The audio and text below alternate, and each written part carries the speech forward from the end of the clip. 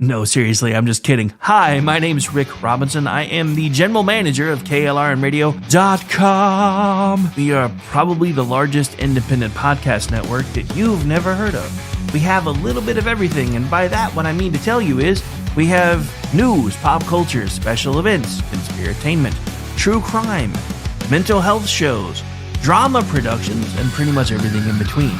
So if you're looking for a new podcast home to grab a little bit of everything that you love all in one place, come check us out. You can find us on X under @KLRNRadio. You can find us on our Rumble and our YouTube channels under the same names. You can also find us at KLRNRadio.com and pretty much every podcast catcher known to man. So again, feel free to come check us out anytime you like at KLRN.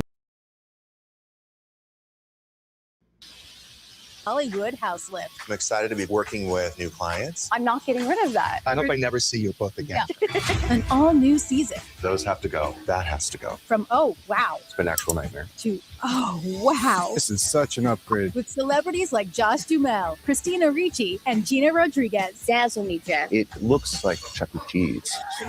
Stream an all-new season of Hollywood House Lift with Jeff Lewis. Now streaming on Freevee.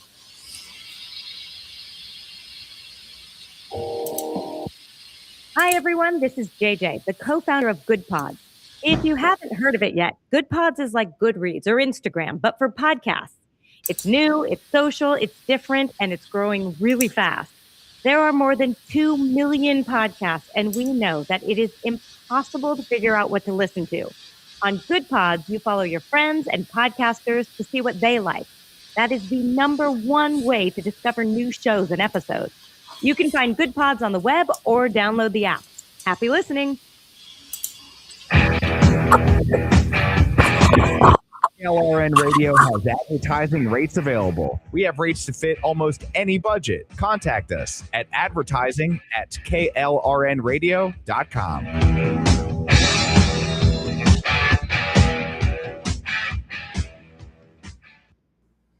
The following program contains coarse language and adult themes. Listener discretion is advised.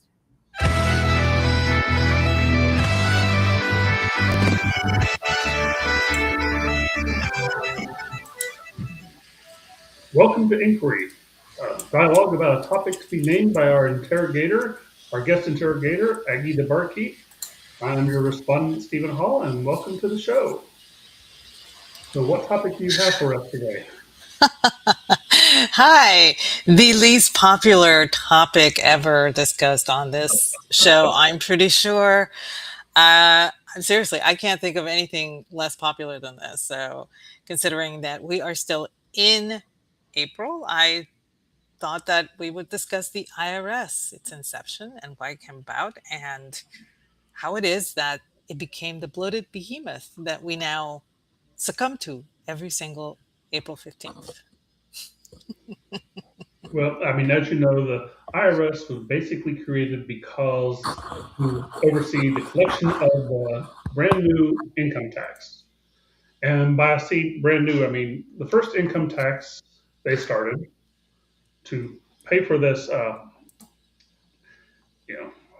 pesky little wars and projects that they have was struck down by the Supreme Court. Because, as you well know, the Constitution requires any tax from the federal government to be apportioned among the states. Yes. So before they can levy it, they have to decide which state has to provide how much money.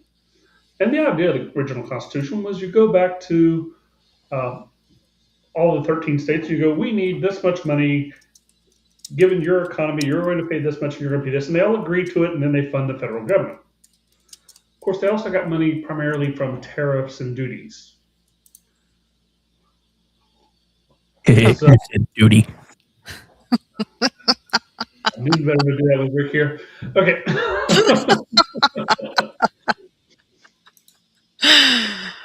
But anyway, so the tariffs was the basic way you funded the federal government. And, federal government had very limited concepts under the Republic.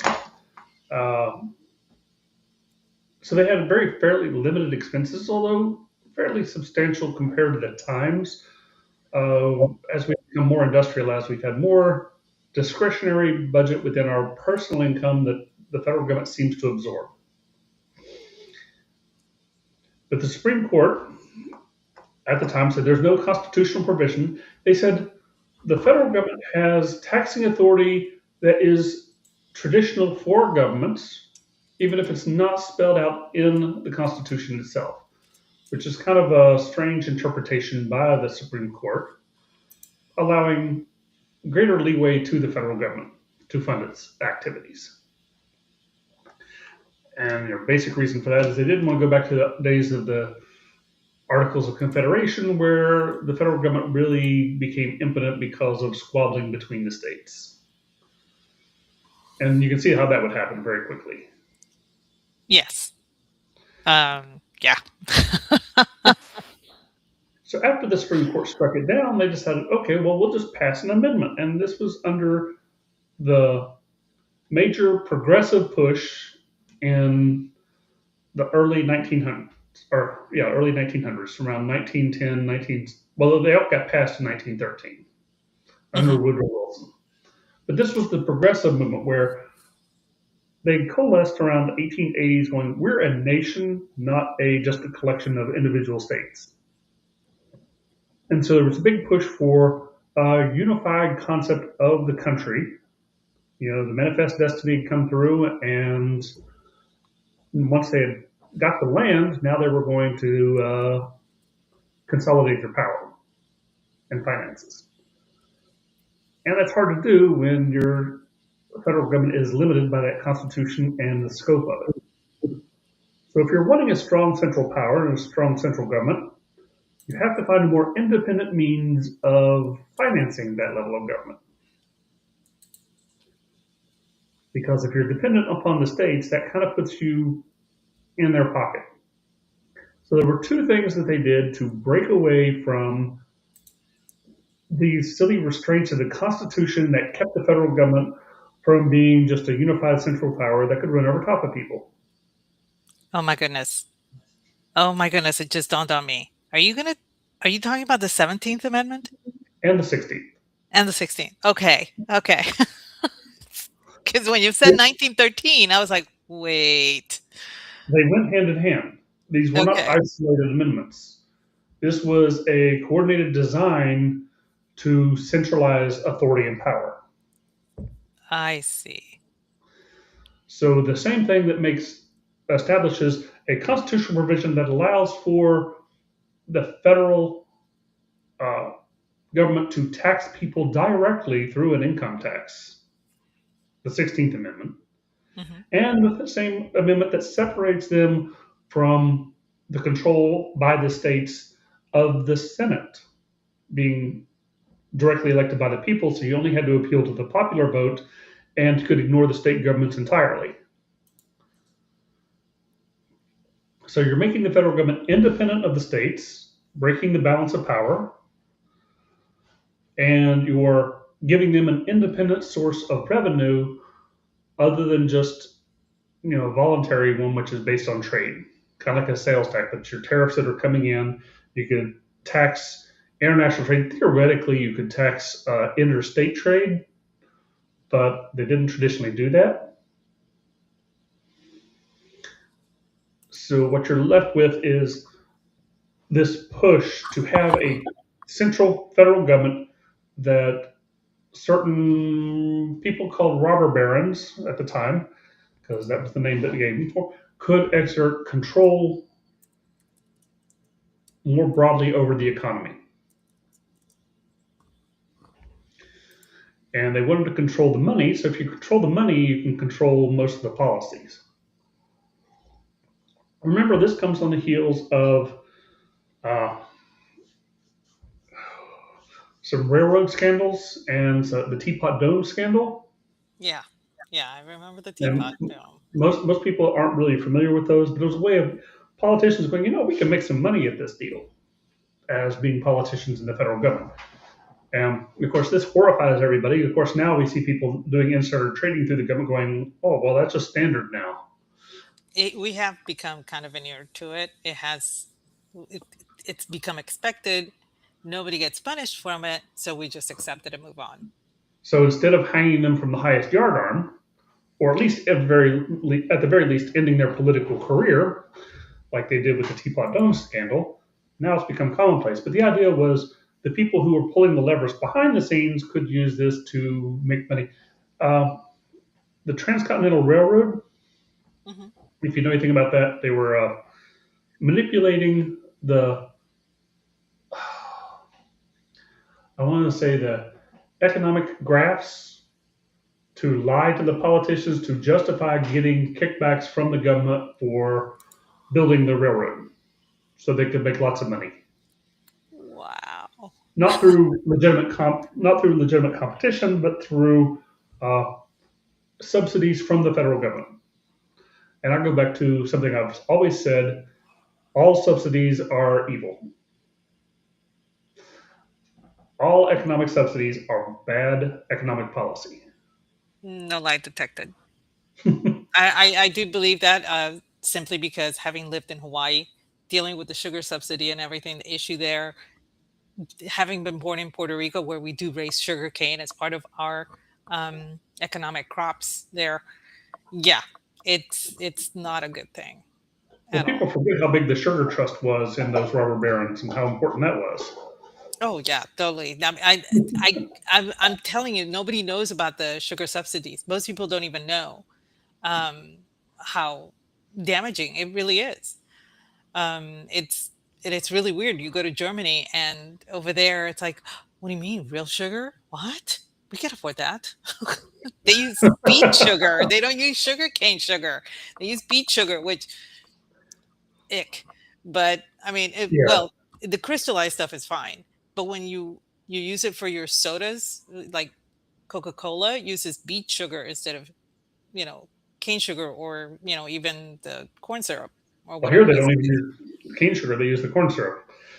Yeah, well, now you can find it with cane sugar, but you gotta pay for it. So, Mhm. um, seriously, when I lived over there and I would go on base, I would buy. I gifted bags of sugar for like gifts, like for birthdays, and they were thrilled. And box cake. I mean, I never understood. I was like, okay, you guys have fabulous baked goods, but you still want cake from Duncan Hines? Okay, Convenience. fine, whatever. Convenience is a wonderful thing. Yeah, and it's a sugar content for them. So yeah, the whole sugar subsidy thing has yeah, but no subsidies ever, ever. Yeah. So one of the same people building those trusts, like the Sugar Trust and things like that, J.P. Morgan, Oh, there's who there's that name again. there's that name, because he was one of the ones, along with John D. Rockefeller, who helped set up the Federal Reserve. The Fed Reserve, yes, which was our The Federal topic last Reserve night. came about the same time because that's why you needed the IRS to do the tax collection, the Federal Reserve to control the money supply, and the 17th Amendment to push the states out of their influence that could kill it, that could kill the consolidation of power and the centralization of power. Wow. And it isn't until a generation later when you get the exponential growth that you were really aiming at, because you had to get people used to this concept. And when they promised it, it was only going to be a tax on millionaires.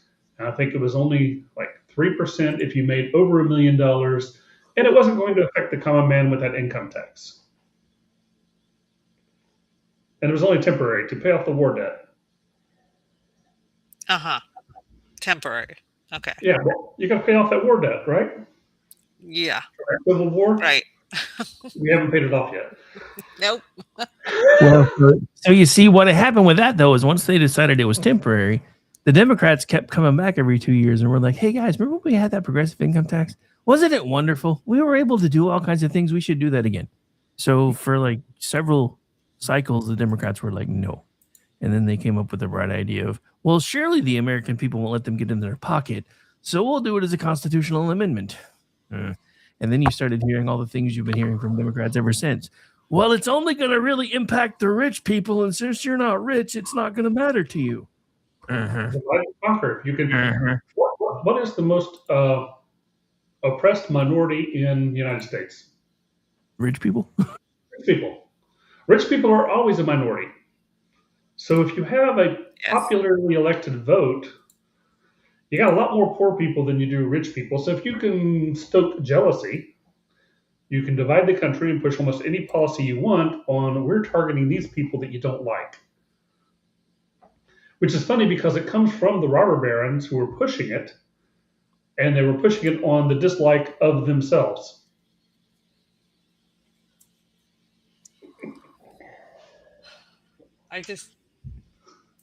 You don't like us, so you're going to have to come after us. The way you're going to come after us is with this system we built to, tax us because we're wealthy. And Yes. it's only going to be against us, and it's never going to give us subsidies and kickbacks and things like that. Well, isn't that part of the reason for the progressive tax? Yeah. So that, you keep a certain class at a certain income level happy because they don't have to pay. But Never it's the mind that. same level of regulation. Yes. Who does regulation hurt and who does it help? Regulation always helps the big business and it hurts the small businesses. Yes. Because if you know anything about business, there are barriers to entry, there are barriers to exit. And the more you make those barriers to entry, the more profitable you make it for people who are already in that industry because they have less competition. Well, this is, we witnessed this with the shutdown during COVID. Mm-hmm. That was, if that did not teach people about this, they They cannot be did. taught. Yeah, they just cannot be taught. I'm like, no, you just will not ever learn it. But it was amazing to me how it was incredible that certain things stayed open, but certain things had to be closed, even though it was on par, shopping wise, or That mom and pop clothing store can't be open, but the Walmart can be. Walmart can, Costco could, Yeah. and Viruses don't go to Walmart. yeah, and I remember that certain states would shut down churches to the point Mhm. that you couldn't even park in the parking lot with the windows up to listen to I the remember that one. They had the sermon. radio. Yeah, and these were small churches, but the larger churches, because I know the mega church in in Dallas, one of them starts with a C. Yeah, I always forget. I used to drive by it all the time. That one stayed open, and that was a mega church, and that was hundreds of people, not a little parish that has maybe 60. So it was very stark, and luckily for us here in Texas, we were shut down for a while, but there were, services were still being held. And the only places where the services were being um, targeted were in the bluer cities. Most of the red states, we all went to church regardless. We just kept, okay, yeah, the state is shut down. That's fine. I don't mind the state being shut down. I just don't want my services being shut down. And I certainly don't want, the guy that sells me farm fresh eggs to be shut down. Especially if you're buying the eggs off of a road stand and you're not seeing anybody, it's based on the, faith method, and you just put the money in the little thing and then you take your dozen eggs. Yeah. Why would you shut that down? But look at what happened in California, where they were dumping sand into the skating saw board that. areas. And They also arrested people who were alone on a beach. Yes. One guy who was out surfing. Yeah. It's like he's Absolutely surfing in the insane. ocean by himself. This not was another person around until you come up to him. so yeah, regulation was very stark. It was very open, and it was very vivid during the COVID shutdown. And like I said, if you could not see it and if you could not understand what was going on, there was absolutely no hope for you. Your brain was fried. It was gone. I mean, what's the point of arguing with people like that when they just say it was for our better good? And I'm like, no, it's never for our greater good. There is no such thing as the greater good only belongs to the government. Yeah, the greater good is evil. Always. But I watched that movie. The consolidation around this is the height of the mercantilist philosophy of economics going from around the 1870s, 1880s, up through around the 1920s. And this philosophy, which was very strong, gave you your big unions, your big businesses, your uh, heavy industry and rubber barons, and this consolidation of power with the mercantile upper class is really what sparks the creation of the Fed. It creates the apparatus of the IRS, or the Internal Revenue Service. Why is it the Internal Revenue Service? Because what was the External Revenue Service? What was the External Revenue Service? Most people don't even know we had one of those, bro. It's a customs office. Oh, the customs office. Oh, that's right. The terminology actually came from the way Great Britain had it as well, because they call theirs inland revenue as opposed to outland revenue. So Yeah. okay, that makes So sense. Thank you. the way the federal government traditionally paid for itself and paid for all of its services and paid for the military was through customs. And most people probably don't know this from their history, but what did John Hancock do that caused him to sign his name so big on that Declaration of Independence? Wasn't he the first one? So he took up most of the space. Yes, but what prompted him to do that? I know he was pissed about something, but I don't remember what it was. He was the nation's largest smuggler of sugar. Oh, okay. Yeah, I can see why he would then. He was not real happy with the custom duty of 6 cents a barrel on the sugar coming from the English colonies, where he could pay a 3 cents a barrel tax on the French sugar Right. from the Caribbean. So they would go down, they would load up the ship with French sugar, and then they would put the front of it as English, so they had the English stamp, and then they would bribe the customs officer so that they could smuggle that in and make money. Ah, sneaky. So customs and the tariffs were what was paying for most of the government at the federal level, not the state level, but at the federal level.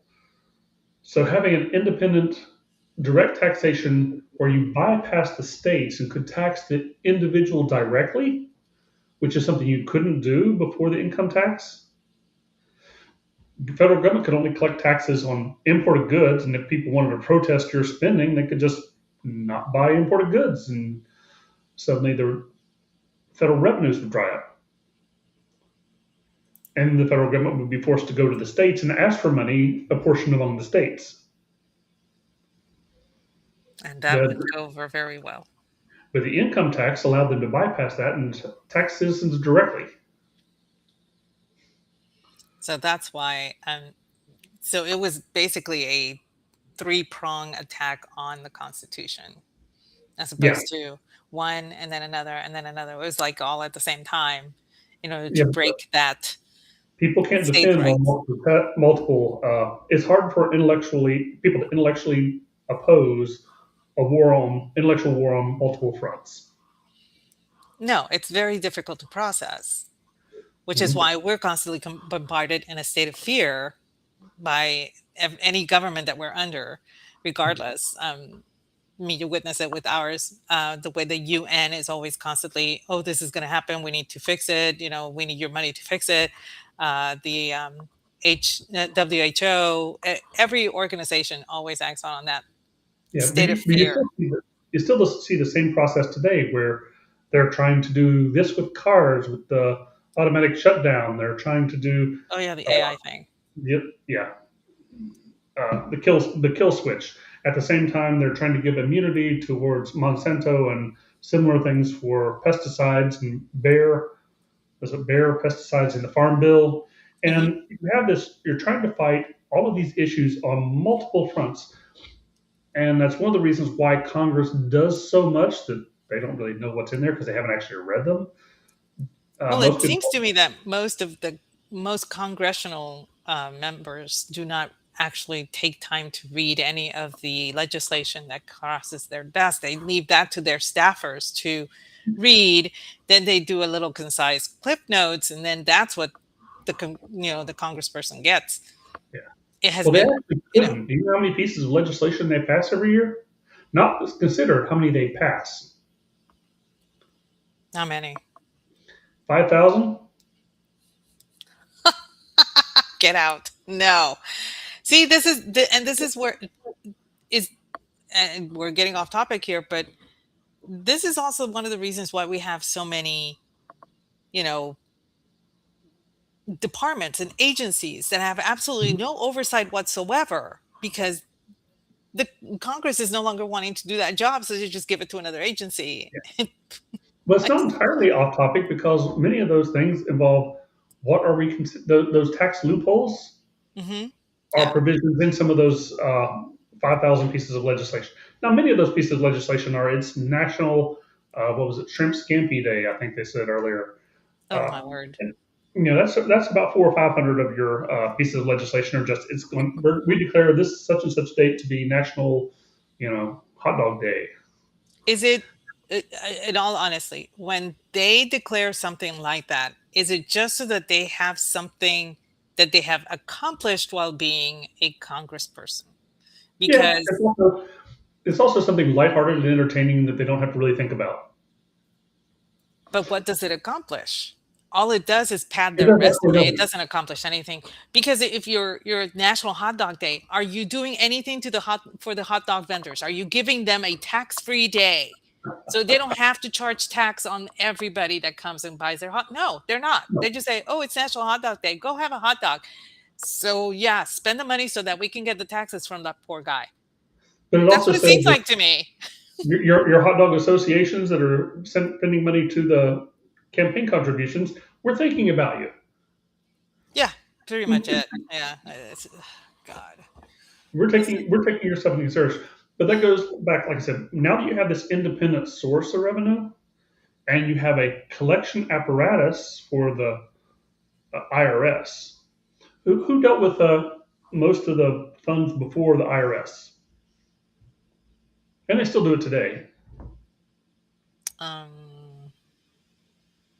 I don't know. Right? Treasury Department. Oh, sorry. Yeah, That's what obviously. the Treasury Department is there is to maintain the currency. So why is the Treasury Department not collecting the taxes? That is a very good question because you see it on the dollar bill. You see it on every bill, the US Treasury, blah, blah, blah, blah, but you don't send money there. However, you can send it to the Treasury directly. And, if you want to donate money to the government, you Hmm. give it to the Treasury Department, correct? You don't send Yeah, it to the IRS. but they're no longer Treasury notes; they're Federal Reserve notes. They're Federal The Reserve IRS notes. is collecting the Federal Reserve notes. Although, fun fact, I found a Treasury note once in a desk that I thrifted. Uh huh. That was fun. But the whole purpose of the FBI was to, as Treasury agents, to make sure we had sound currency.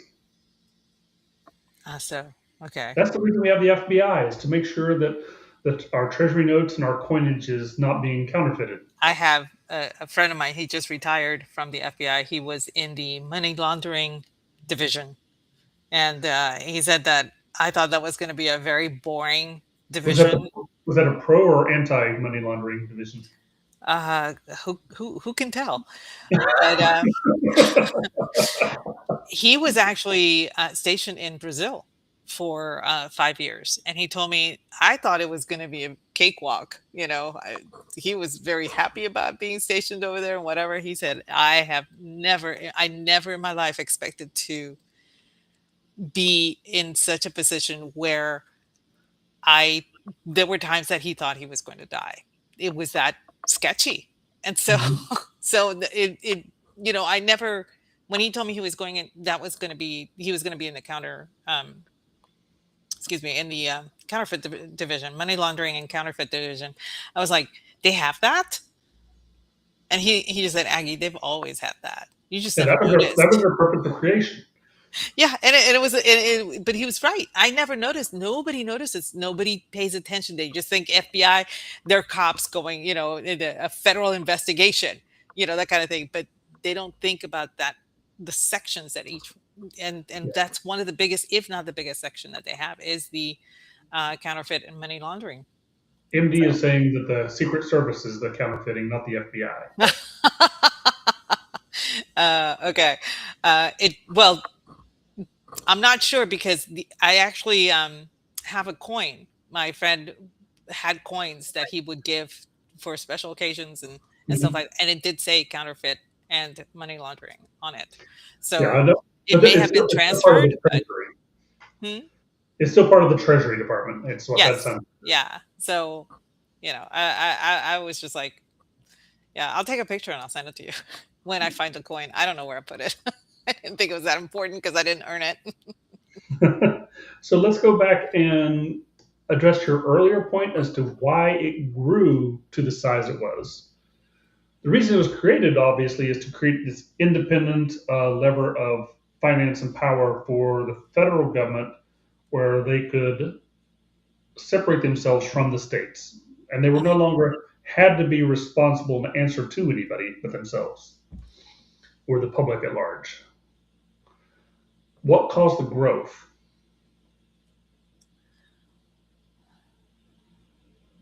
Hmm.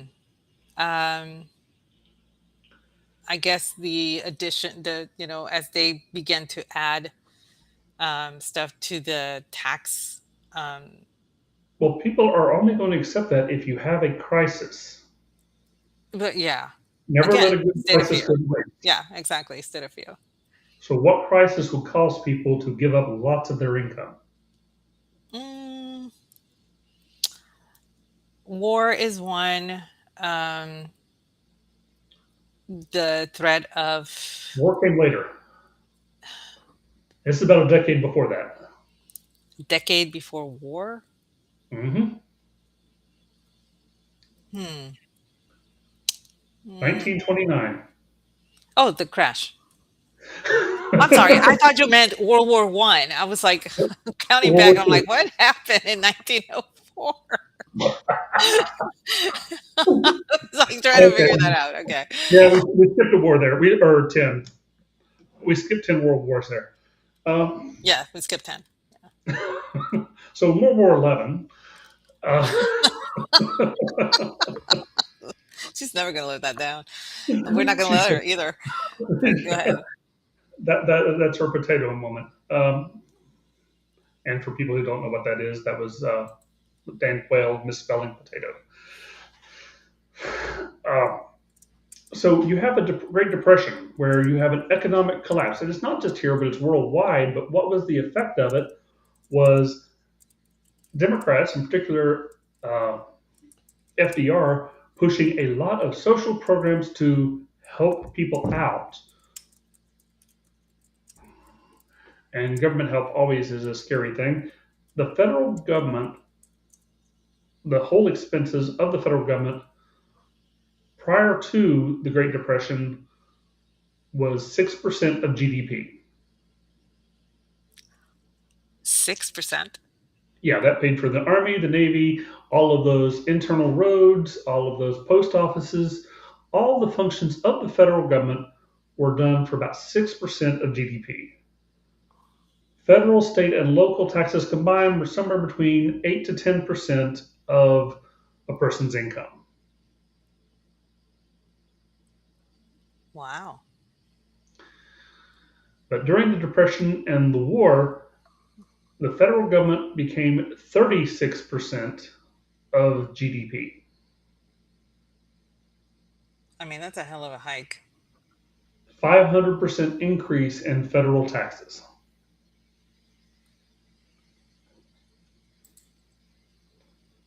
They became I was told there 600% would of be what no they were math. before that. But if you have a huge depression where people are out of work, they're not complaining about the taxes they're paying because otherwise they'd be making nothing.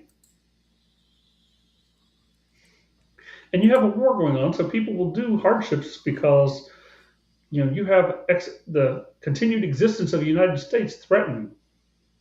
Yeah, at the time, the concept of patriotism was something that was never questioned. It wasn't questioned because of party. It wasn't questioned because of creed. It wasn't questioned because of religion for no reason. I mean, patriotism just was. So I can understand how that motivated people to um, to give to protect the country. I get that. I mean, we had the Victory Gardens, we had the rubber. I don't want to say raids, but the collection for Right. metal and rubber, and uh, The steel coins in 1943. yeah, Steel yep, I believe my copper dad coins. had a couple of those still. I had a couple rolls of them. That's why they never became collector's items, because everybody always kept those going. These are going to be a unique thing because it's only one No, year. no, my dad kept them because he was not allowed to spend them. My, my Oh. grandmother was like, "Oh no, that's not real. Don't spend that." He's like, "It's literally coins," and she was like, "No, it's not real." So, Well, see, a lot of people kept them going. These are going to be collector's items, and the ones that are collector's items are the copper ones they made that same year, because they got a few copper before they changed to the steel penny. So if you yeah, can find a 1943 copper penny, you've got something. it's funny what becomes a collectible, but no, yeah. I remember all of the drives. I remember the civil defense. How important the civil defense was Mhm. during the war effort, because there were people that could not serve overseas. They could not serve in the armed forces, so they chose to serve stateside, and that was Yeah, one way for them to serve. The women that served in the USO, giving the time, giving money for those causes. I completely understand yeah, that how was it was really that they important were. in England. Hmm. In England, the civil defense was far more prominent. I know it was in America, but big time in England when they were during the war effort, because they started taking all the farms, going, we need to, because we can't import food because of those whole U-boat things, and we're going to basically not quite nationalize the farm industry, but heavily regulate it. Yes, and still do.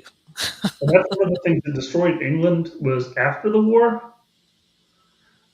After the war, they got rid of Churchill and said, we're keeping all of these government controls on all of your private property that we implemented in the emergency, and became very socialistic in terms of their farms and government control regulation of what you could do and what you couldn't do. And all those rules that they set up in the middle of the war, they continued.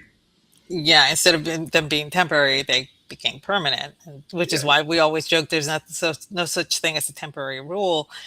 And you see that now with the all of the Democrats fighting to keep the immigrants here under the temporary rules. And I'm like, what part of temporary don't you understand? And there's a lot of liberals that are pushing back saying, no, that's not really how the rule works. And I'm like, literally in the name, temporary, Mhm. but they don't think it's temporary. So But it was also, remember, just like in 1913 when they had multiple fronts attacking to their common objective?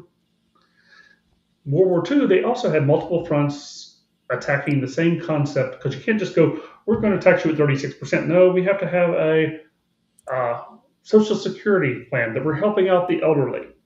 Well, who doesn't want to help out the elderly? Well, I don't, but that's not the point.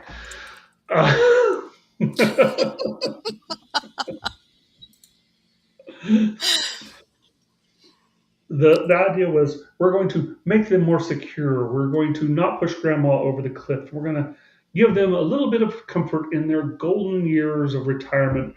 And I think the retirement age at the time was 62, and the life expectancy was 64 on average. yes, yeah, and They were only going to be on it for 2 years. There were 16 people working for every one person who was going to be retired. mhm. So they set it up as a Ponzi scheme, a pay as you go. We're paying in now, we'll pay out the benefits now, and we'll pay you from your children's when they're working. Yeah, this is why my kids don't want to work, because they know it's coming to me. I honestly wish we had restructured the Social Security to be more private, so that we would have Mhm. better control over our money. But that couldn't have that because they needed the slush fund. So Well, I mean, control over the resources is everything. That's why the Mhm. taxes grew so much. It gave them control. It gave them control not just of the money, but control over the collection apparatus. Think about what you needed a license to do back 100 years ago. You didn't need a business license to go into business. You didn't No, need a fishing license to go fishing, or a hunting license to go hunting. The only thing you should have a license for is to be a parent, and apparently they don't have that. That's my opinion. But no, you need a license to hunt, to fish, to have a dog, to have a cat, to have exotic pets. You must have licenses not just to drive, but different licenses for different types of driving, for the boat, for your motorcycle, for you're right. It is a constant regulation But of you also now have all of these licensing boards for different professions and jobs. yeah. You try to practice law without a license. Try to practice medicine without a license. You have to go to Grenada for that. But all of that is taxation and control and apparatus and jobs for all of your friends who help you get elected. That tracks. And that's what you got to do with the money is you're taking the money and you're recycling it to make the government larger and larger. So the growth of the government occurred once you had a crisis to set up. You created the separation so that the federal government was independent, and then when you created the income tax and the IRS, and it wasn't about 16 years later, you had a crisis which would cause the growth of that government. Less than 20 years, they started implementing a plan to centralize not just the power of the government, but the finances.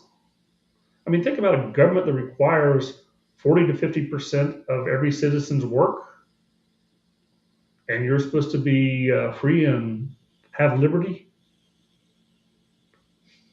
I think ordinance says, a government small enough to drown in a bathtub. Smaller. But A glass of water. once, One of the things that bothers me about the government, and I know it has nothing to do with the IRS, but the fact that government employees have a union bothers me no end. Mhm. And it's it's not just here in mainland or the states. It also applies in the territories as well, because I have my home country is in the red, has been in the red for decades, and they keep thinking that the US is going to dig them out of that, but by law they cannot do so. Mhm. So my relatives are always complaining about the fact that the US will never help them out. You know, it's like they don't care about us and all that stuff, blah blah blah. And I'm like, you know what? I don't know what to tell you. I can only tell you the law so many times. It just doesn't. But then all of these people, their pension is the same amount as if they were still working full time. It's not a smaller percentage. Their pension is not a small percentage of what their employment is. It's their employment. It keeps going after they retire. So I had an uncle that worked for the power company, and the other one, no, his wife, my aunt, worked for the water company. And when they retired, their combined pensions were over $500,000 a year. Yeah. And I'm like, that is insane. I it blew my mind, and I'm like, no wonder this place is as broke as it is. Well, did you hear about those people they were on Twitter X complaining about you don't have sympathy for this woman who's almost 60 years old and she was making $267,000 a year as head of this USAID as a manager in USAID, and now she's only able to get a job in management making $19. I mean, she got demoted to management. How many? Which again tells me that part of the IRS, you don't need as many people working for it. You Mhm. really do not. You can pare that down, obviously. I think that the bloat in the IRS it's on purpose But it's not just IRS, it's on an several agency. Think about levels. USAID. USAID is just an agency. Yes. And this woman was making $250,000 as a manager in there. Yeah. I With the believe skills that in a private sector, she can make about 40,000. one of my cousins was working part-time at USAID in Puerto Rico, and she was part-time, okay? and her salary was 82, and she was part-time. And I'm like, how in the world? Of course, she did that. That office shut down. Um, but she was able to find other work, and she's not making as much as she was. She is single. There's just one of her. I mean, she doesn't have to worry much about anything. But she was complaining, and I said, "You have a job. You be grateful you have a job, because there are people over here complaining that they can't find anything but barista stuff." And she was like, "Yeah, you're right." But to be fair, she was actually doing project management, where she was coordinating people to go places to do certain things, and she would review, make sure that whatever it was, digging the well or whatever it was, got done. It was operational. If it wasn't operational, those people were not going to get paid until it was, that kind of thing. So I can kind of see where she was doing, but her job was part-time and she was making that much. And I'm like, part-time working. Holy crap. I only wish. Well, you look at some of these agencies, and particularly on the state level, but not getting to the federal level, but the state level, you have, I think it was the highest paid person in West Virginia was making about 3 times as much as the governor Hmm. in one of these healthcare facilities for, I don't remember if it was disabled or something like that, but one of these healthcare facilities, managing that, making over 400,000 in West Virginia. That's One of the amazing. poorest areas in the country, and they're making almost $500,000 as a government employee. Well, this is, that I, ugh, Once upon I a can't. time, the trade-off for being a government employee was you got job security, but less pay. And over the That was last, supposed to be the balance. Yes. yeah, and now it's got to the point where they make more and have the job security. So This it's is why, a lot of people complain about the um, the legislature here in Texas, because, oh, they need a raise. They need a raise. And absolutely no, they do not need a raise. As a matter of fact, the legislature cannot give itself a raise. That is conditioned on a vote by the people, and it has to be called by the governor, and it cannot be done every year. So, and the reason they don't get that many raises is that this this is a side hustle. It's not supposed to be your permanent thing. It's a side hustle. You have a permanent job somewhere else. You just happen on your time off to do state legislature stuff.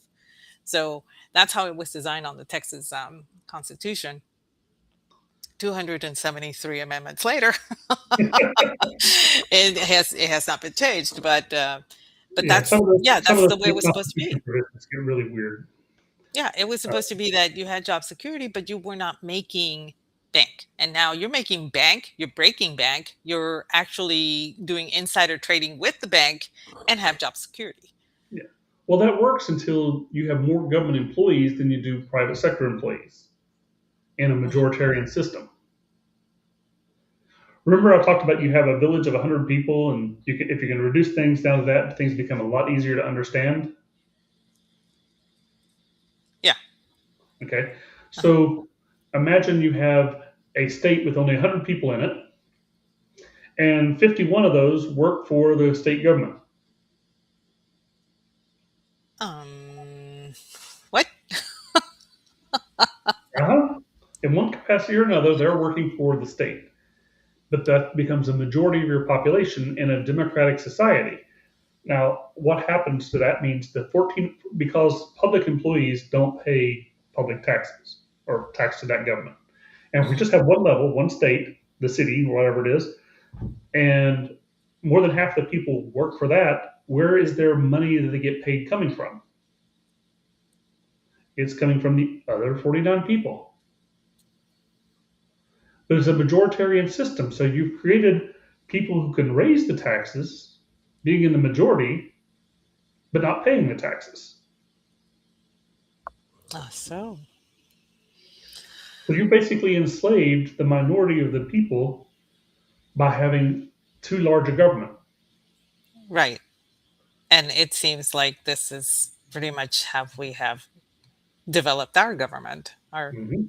federal And government. person receiving benefits from that government is being paid by the government and therefore a government employee. What are they going to do? They're going to vote for more government. Sorry, I'm laughing at MD. Yes, by all means, please open that up soon. It is a desperately needed emporium. Well, I don't know if he gets down around your area, he has to add, was it machetes? Yeah, well, I bring my own. I mean, Okay. Well, the torches and pitchforks is a European thing. The South American thing is always machetes. machetes, yeah. But yeah, so that is one of the things that has, well, it bothers the IRS bothers everybody. Bothers Mhm. everybody. There have been several tries to get a flat tax going or a fair tax going, and I can't think of a country where they have one. The problem is once you get the uh, uh, government dependent people outnumbering the people who are productive, Yeah, you can't it, change it. become, it becomes a tipping point where you cannot reduce that. So how are you going to reduce the amount of government? Because first you'd have to reduce their scope, and they're doing things which are traditionally state areas. But the Hmm. federal government's doing it. That's why they have all this tax money. You think about that they're getting most of the state taxes are running about 10%. The states are collecting more in taxes than the federal, state, and local combined used to get as a part of GDP. I think West Virginia is 10.4. When you add the property tax, the income tax, the uh, sales tax, and Virginia is just leapfrogging up to one of the highest ones. West Virginia Yeah. was kind of in the middle. They're looking at like 12 point some percent on the income tax side alone. Wow.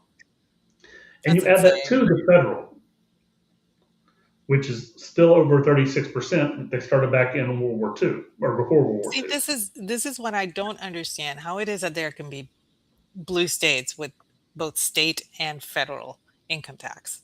I don't get it because Because it if used you're to getting be, your money from them, you support them. well, and I this is something that I did ask my oldest because she does live in Virginia, and I did not ask her who she voted for or anything like that, but I did ask her um, what issues were what issues drove you to vote the way you did. And she did bring up the fact about the taxes. She brought up the fact that this and she did that and the other. And I said, does it bother you to pay state taxes as well as income tax? And she said, well, no, because like Texas, all of the taxes are higher, like you have 8.25% tax on goods, most cities or whatever, blah, blah, blah, blah.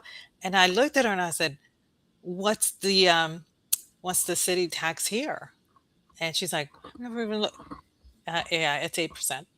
So I'm like, so basically, they still tax you there and add to the state tax, and then you have your federal tax.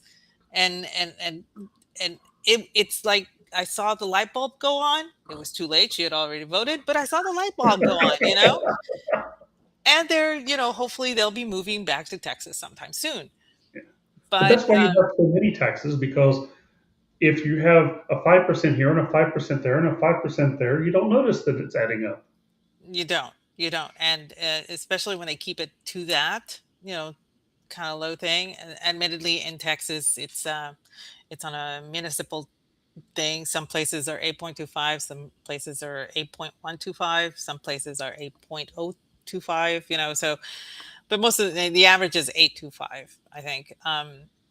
But the thing is, a lot of people, like, when they come here, they're like, why 8% tax on this? Oh my gosh, why? And I was like, and they tell you, I'm only paying 7% where I live. And I'm like, you know, you have state income tax, right? And my friend will tell me, yeah, we do. And it's like, have you ever noticed that even that 1% is still not commensurate with what you're paying in state income tax? And she will tell me, no, They never notice because they don't look. They really don't look. If people were to pay attention to the amount of taxes that they do pay whenever they have to shell out their own money, they would riot. They Yeah, would and riot. that's But like you said, do it you know, slow bleed over time. yeah, but like you said, because so many don't pay into the income tax, they don't look. And they're Mhm. like, well, um, and honestly, I do think that it's done on purpose to keep them there because I know I have family members that don't want to move up to another, tier so that they would have to pay taxes. And I'm like, but if you make more money, yeah, you do pay more taxes, but you still have more money in your pocket at the end. It'll even out. It'll be more, and they'll be like, yeah, no, I can't do that. So they'd rather be $22,000 a year rather than do $29,000 a year, have to pay a certain percentage of that, and then keep another 3 grand a year extra in their pocket. And I'm like, Mhm. You just have to ugh, keep a barrier to entry that keeps them from going over that because they would have to get to $40,000 before they're better off than they are at 22 right. because And benefits and penalties and and that's it. Again, it goes back to the government really doesn't want a middle class. They despise the middle class because the middle class is actually a stepping stone, and it's one that actually shows that yeah, you can rise, and yes, the taxes may go up for you, but they can measure it with what you're making. It's better. Your life is better. And they can't have that. I don't yeah. think. I would like to think this was new, but they did this in the Middle Ages too, where you set the peasants against the burghers, the ones living in the city, Yes. and then you played it back and forth so that the people in power, the nobles, could keep their position Oh and gosh, keep yeah. the tax flows coming in. MD's list of taxes. I don't even get me started on the property tax thing because I will get stabby. I will get stabby with every. I will stab my laptop right now. Well, you know what they used to call the property tax, right? Hmm. That was the few in feudalism. Oh yes. Nice. Well, there's a reason I gave you a nickname, Aggie, because I see you didn't give yourself one tonight. So I put under your name the Chunklinator. The Champlinator. There's a reason. I didn't even see that. So I Oh know no. we didn't get into the IRS as much as you would have liked, but we did get into why it grew and how it grew. Yes, and it's and the solution to actually cutting all this stuff back, it will not be attainable. I Yeah, the don't think, solution, the solution will not happen because of Iowa. because of Iowa. Hmm. Okay. Okay, what president? How do you become president? You have to get the nomination for whatever party you is, or you Yes. have, or Yeah. whatever party you're in. You is. That was terrible grammar. Uh, He sounded a little more southern than me, but okay. so, how are you going to get the nomination if you don't win the caucus in Iowa? And how are you going to win the caucus in Iowa if you oppose subsidies, particularly farm subsidies? Especially the farm subsidies. Yes, correct. So you can never get president if you are against subsidies because you can never pass the uh, nomination process. Well, see, this is what I don't understand. You can tell them anything they want to hear, and then it'd be a lie. And I mean, they all lie, right? Yeah, but you lie in the way the people giving you the money want you to lie. Yeah, true. Okay. So I Uh, think we're hitting the top of the hour. So Rick's going to kick us off here if we don't go ahead and say where we are. Alrighty. Rick's Okay. like that. Okay, so you can find me I at know I'm a Aggie the slave driver. Barkeep. You can find me 8:30 p.m. Eastern doing the Cocktail Lounge on Tuesdays, 8:30 p.m. Eastern doing He Said, She Said with Rick on Fridays, the second Wednesday of every month at 8 p.m. The guys get together for Toxic Masculinity, and I bring the drink of the evening. And Jeff and I do Spirited Books on the first Monday of every month at 8:30 p.m. Eastern. And you? I am on Twitter, X at Stephen L. Hall, and I'm here on Inquiry on KLRN every other Wednesday from 7 to 8. And right now, we're still trying to line up a guest interrogator for the month of May, until Elf gets back, and he's supposed to be back in Uh, maybe. maybe. I think MD would be a really good. I would MD definitely will be tune in for that. So yeah, MD, hook up with Steven about this because I need the tea. Now that I know that you know about the Secret You just want Service the and the coin. whole counterfeit thing, I need to know more. I need the tea. Alrighty. Thanks for having me on. Thank you very much for being here. You've been a wonderful interrogator. And I'd like to thank all of our people in the audience for showing up and listening and commenting in chat. Wonderful and interrogator should never go together. We're going to have to fix that. Just saying. Um, eh. Eh. All right, I think we're out. Hello, friends. Do you have a moment so that we may discuss our Lord and Savior Minarchy? No, seriously, I'm just kidding. Hi, my name's Rick Robinson. I am the general manager of KLRNRadio.com. We are probably the largest independent podcast network that you've never heard of. We have a little bit of everything, and by that, what I mean to tell you is we have news, pop culture, special events, conspiratainment, true crime, mental health shows, drama productions, and pretty much everything in between. So if you're looking for a new podcast home to grab a little bit of everything that you love all in one place, come check us out. You can find us on X under @KLRNRadio. You can find us on our Rumble and our YouTube channels under the same names. You can also find us at KLRNRadio.com and pretty much every podcast catcher known to man. So again, feel free to come check us out anytime you like at K.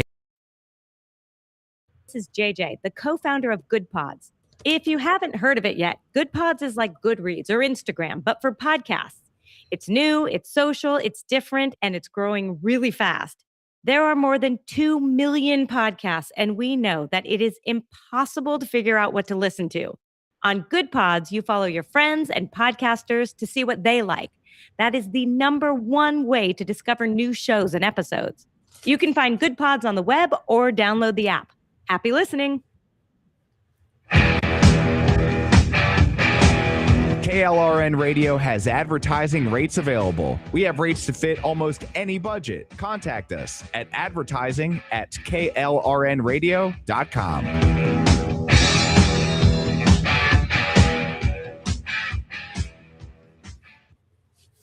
The following program contains coarse language and adult themes. Listener discretion is advised.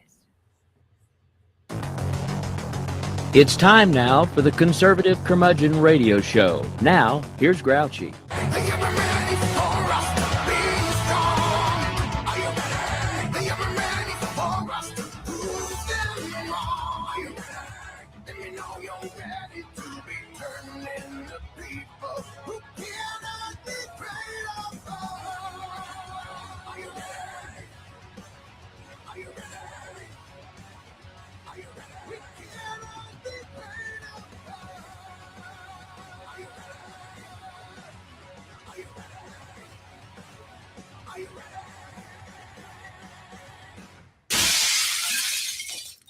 Good evening and welcome in.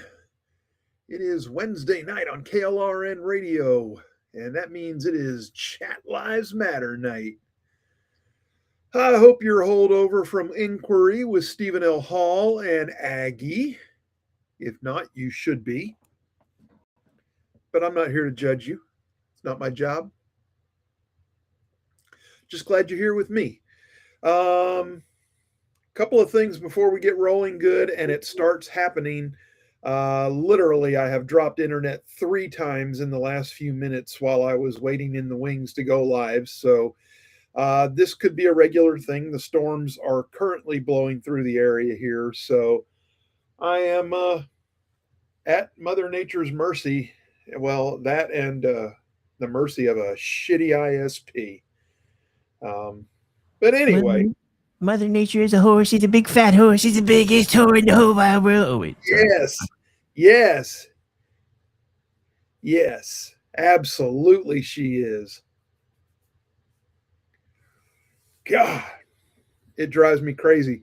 Sometimes it'll just be like 3, 4, 10 seconds and it pops right back on. And then sometimes you just kind of have to sit there and wait and wait. It might be 2 minutes, it might be 10 minutes. You just don't know what you're going to get. You just don't know. I solved the power problem. I put the whole house generator on the house a few years ago, and that is not the issue. Now the problem is the stupid internet service provider. But there is hope. There is hope. There was there's a provider in this area. I don't know if they're in other areas as well, but they're called C-Spire. I don't know if anybody's heard of them or not, but C-Spire is in this. Well, I say they started on the other end of the county I live in, which is a rather large county, by the way. Largest habitable land space east of the Mississippi as a county.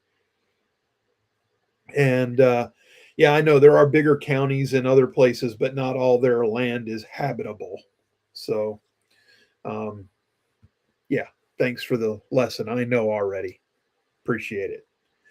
But they have been seen on the security cameras outside, rolling through the neighborhood like they're checking things out, maybe getting ready to come in here and possibly drop some fiber. I would foam at the mouth to have some competition so I could drop my current ISP and sign up with them. My friend that lives on the other end of the county, some 45 miles away, he absolutely loves their service. He gets full duplex gigabit internet, so that's gig up, gig down, and he pays $80 a month with no contract, and says that he has yet to have a problem. I wouldn't know how to act. I really wouldn't. I wouldn't have any excuses then, Rick. Oh no, you'd still have excuses because you didn't retire and help me take over the world yet. So it'll be like, I'm sorry, they're making me work for it. Yeah, I mean there is that. I mean, hey, I'm here though. I'm here. I know, but if I don't bust your balls, you'll think something's wrong. So you're absolutely right. And I was actually thinking you were being a little quiet, but maybe you're eating or something. I don't know. No, I was promoting, but I'm done now. You're promoting. Who are you promoting? I was putting out the post about your show going live so people knew. Yes, because I told them to watch your feed for it. Yes. So that works out really well. So I can bounce over to your feed real quick.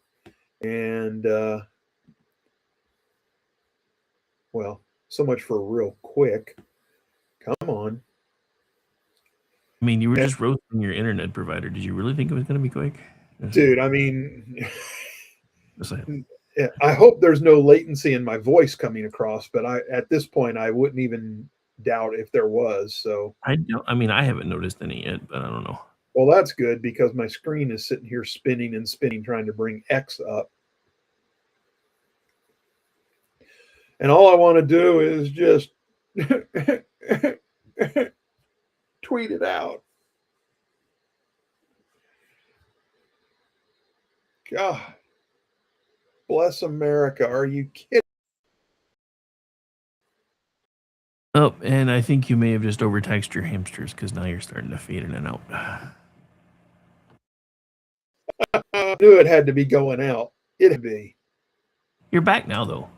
Oh, well, that's something. I mean, special.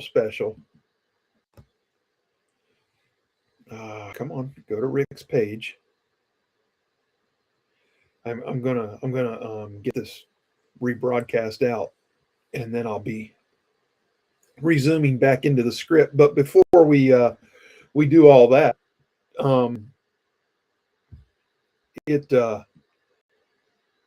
first story up tonight, there's a report out of West Virginia, not Virginia. They got their own stuff going on, but story out of West Virginia about massive registered voters changing affiliations. Some pretty big numbers in a pretty small state. And here we go again. It's lagging on me. I'm gonna, if I haven't dropped, I probably am about to. You haven't yet. Let's No, time it. well, And there you go. So there's about a 10-second delay from when you notice it to when we see it. So, yay! And you're back again. And I'm back again. How about that? Wouldn't know it by looking at my screen, but you know, I'm just gonna load up the Jeopardy theme for when you keep vanishing like this. I mean, you know, that would be the fun thing to do, and see how many times you have to run through it. And this is brutal. I'm not going to get to retweet you. I'm sorry. I'm just going to have to go with what I got here. But okay, so yeah. Here's an idea. Use your phone. I mean, I have my phone sitting here. I don't know what I need to have on it. I know we used to do some phone stuff like that, but I don't know what I need to have on it now. Do you not have X on your phone? Oh, well, no, because I go through, I use the browser interface in, what the hell do I use? Hang on, I'll tell you. Never mind then. Yeah, Brave. I use Brave browser interface. But now that you say that, that's how I can retweet you. So didn't think about grabbing my phone. Anyway, a wave of party switching in West Virginia is beginning to reshape the state's political landscape. Literally tens of thousands of voters. More than 16,000 Democrats have re-registered as Republicans. That's according to new data released by their Secretary of State, Chris Warner, reported that a total of 68,235 voters have changed party affiliation in the last year, just over a year, like 14 months. The biggest changes were 16,910 Democrats switching to Republicans, while another 20,000 unaffiliated voters also moved to Republican. At the same time, 12,299 Democrats left their party to become quote unquote unaffiliated, and 7,559 Republicans also dropped their party to go unaffiliated. So, you know, smaller shifts include 2,399 unaffiliated to Democrat. And what is that? Yes, 2,111 switching from Republican to Democrat. Now that's the one I don't get.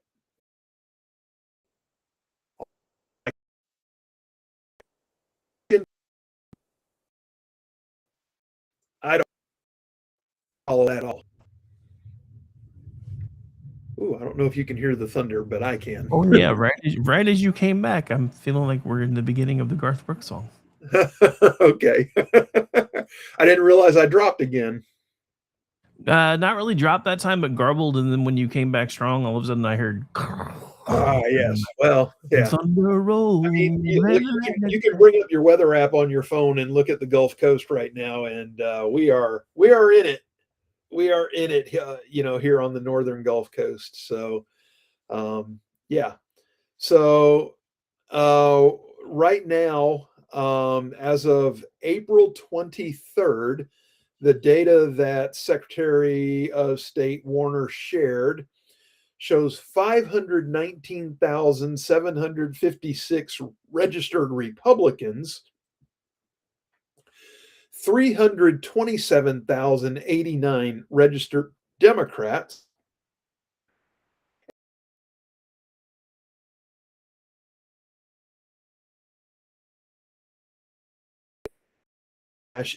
independent. The latter two make up about 620,000 people, outnumbering registered Republicans. But it would be foolish to think that all independent / unaffiliated votes will go one way. I mean, that just not going to happen. Just not going to happen. So, yeah, I mean, even if Republicans got a third of the independents, they would still have a comfortable margin against the rest of the voting bloc. So, changes come as West Virginia prepares for its upcoming primaries. With more than 1.19 million registered voters currently eligible to participate. Officials said that number will be finalized ahead of the April 28th deadline, which has passed now. So we will get some current data on that in the very near future, I'm sure. Early in-person voting began today and runs through May 9th. Recent shifts in party affiliation have drawn attention as West Virginia continues to evolve politically, with voter registration trends reflecting changing allegiances across the state. But it's important to note, Warner said, that it's not just West Virginia. There are lots of states where Democrats are switching to Republicans in much larger numbers than the other way around. I'm sure he talks to his counterparts out there, so I have not seen other states reporting that, other than Pennsylvania. I know had a pretty good flex for the Republicans, and we're going to see, what happens. I think Scott Pressler had a lot to do with Pennsylvania before the last presidential election, getting out there and doing the door knocking and registering and all that good stuff. Good dude. Delegate Josh Holstein, a member of the West Virginia House of Delegates. Yes, you would call a delegate a member of the House of Delegates. He said that the increase in West Virginians joining the Republican Party is likely due to the upcoming primary being a closed election, meaning only will be able to vote in the competitive Republican. Conversely, only voter primary. This huge uptick in the last couple of months is certainly tied to the primary being closed, he said. So I think that's why a lot of those folks said, hey, I'll register Republican.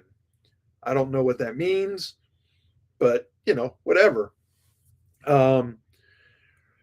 Delegate Mike Pushkin. That's a kind of an unfortunate name. Pushkin. Chairman of the state Democratic Party said in a statement obtained by the outlet that the data shows a broad change across the state, but not just a one-way shift in any particular direction. Yeah, that's good deflection. Good spin. Thousands of West Virginians are stepping away from party labels entirely, which reflects a broader frustration with politics as they exist. While Republicans have gained some voters, they are also losing thousands to no party, and many voters who re-engage are continuing to choose Democrats, he says. He added that none of this is particularly surprising, noting that the date includes 2024, when President Donald Trump was running for election and won every county in the state. In related news, after these not so surprisingly very razor thin margin that Virginia passed their unconstitutional legislation for redistricting, call it what you will. It's disenfranchising voters is what it is. But West Virginia has entered a campaign to try to lure people across the border, telling people in Virginia, come live in the best Virginia. That's got to sting a little bit, but yeah, I mean, they might want to be careful. They may end up drawing some Democrats over. So, for what it's worth. Anyway, somewhat related, and Rick, I know you spoke during the day today, right? Yes, sir. Yes, I thought I saw you mention you were on the air. I hate I don't get to listen, but such is life. Well, if you'd have retired, like you said. Yes, I would be able to listen then. That's true. That is true. Instead, I get to listen to a whole different. One of these days, I'm going to get a text from this guy after the show. If you don't stop giving me so much shit about not retiring yet. Nah, you know what? It's cool. I am. I'm actually starting to plan my my quote unquote semi-retired gig. I think I think I talked about this a few weeks back. Actually, I'm gonna build sheds. Yeah, you actually you did talk about it already, because that's when I started looking into prices. Yeah, I was like, huh. It's ridiculous. And these places are all along the highways up and down this county, and like there's so many of them, and I'm like, how do they all stay in business? Well, it's because they're financially raping people when they bring one of these plop and drop sheds to their property. So I think I've about settled on Cat 6 carpentry and sheds. I have a system that I will build that will withstand 200-mile-per-hour winds without the shed going anywhere. And hey, I'll stand by it. If we had 200-mile-an-hour winds here, we're in big trouble. So big trouble. Anyway, related news to the previous story. The National Republican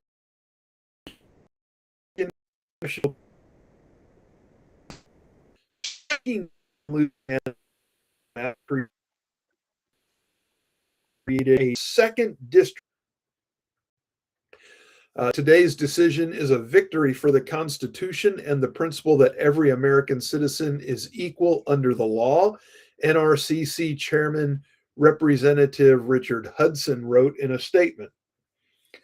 The Supreme Court made clear that our elections should be decided by voters, not engineered through unconstitutional mandates. Earlier Wednesday, the High Court, in a 6-3 decision along ideological lines,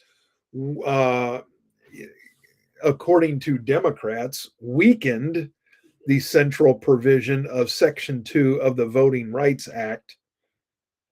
I understand why the Voting Rights Act was created to begin with. But honestly, in this point in time, do we really think that blacks can't vote? I mean, surely, okay. Look, I mean, the left pretty much does. They act like, yeah, that's exactly right. I was listening to Hakeem Jeffries. Oh my God, the whiplash he must have after. I started calling him Haktua Jeffries just because I hate saying that name. So yeah. I mean, but the whiplash that little ass clown must have after celebrating Virginia and then turning around and snapping his head the other way for this. You can't have it both ways. You absolutely cannot.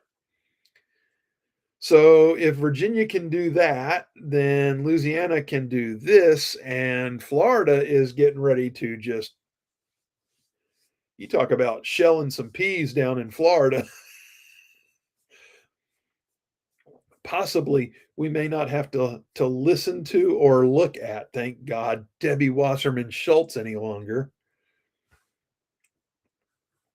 That lady, I swear to God, she looks like she smells like a wet beagle wrapped in spoiled olive loaf. There's a picture for get that one out of your head. But anyway, so the ruling falls in line with a conservative push to curtail the Section 2, allegedly curtail, which ensures equal access to the political process based on race. So does what happened keep any Black American from voting? No. So how does it weaken Section 2 of the Voting Rights Act? I mean, really, how does it weaken it? And get ready, because the state of Alabama, who recently created a congressional district very similar to that one in Louisiana that was just struck down, is looking to head to appeals court to have that district re-swiped and turned back to the way it was. Based on the ruling from Louisiana, though, I don't even know if they would need to go to appeals court. I don't know either. I think because it is a district, as a congressman in that district, I think you probably have to. I don't know.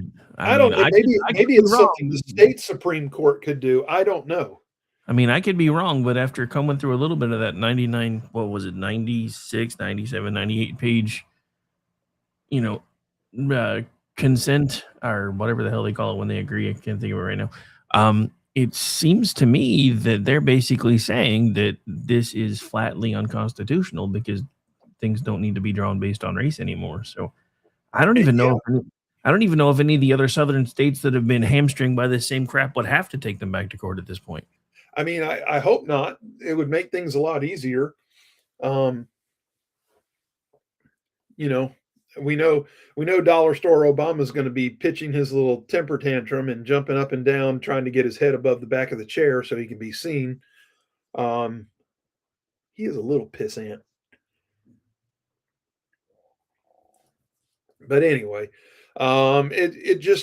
what basically happened today is they said that every voter is entitled to a vote, and that's it. Race isn't a factor, as it should be. Nobody forces white, black, brown, red, yellow, pink, blue, purple, plaid Americans to all live in one same centralized area that causes this. One of the weirdest things for me, because I actually played a snippet of an ACLU attorney that was arguing the other side of this thing, and I couldn't believe it when a female attorney of color was basically saying that we need these districts because white Democrats don't vote for black Democrats. Wow. Basically what she said. That's telling. It's telling. It just when you get down to it, what they want is on-demand segregation, still put on equal platform. And that's what that's saying. You could run a black candidate. Hey, guess what? The district that they drew here, the extra district, it was won by a black candidate. It was a previously non-existent district. And if you look at the congressional map of South Alabama, you will see that there are two districts that begin down at the Gulf, and both of them go north about 50 miles, and then both take a hard turn to the east and run all the way over to the Alabama-Georgia line. Now, I have no problem with the people that live over in that part of the state, some 200 miles But what does, say, let's just randomly say a peanut farmer, because that corner of Alabama and over the state line into Georgia, there's like an 80-mile circle where 70% of all of the United States peanuts are grown. So what would a peanut farmer in the Wiregrass area of eastern Alabama have in common with a former beach bum, now tech exec on the Gulf Coast?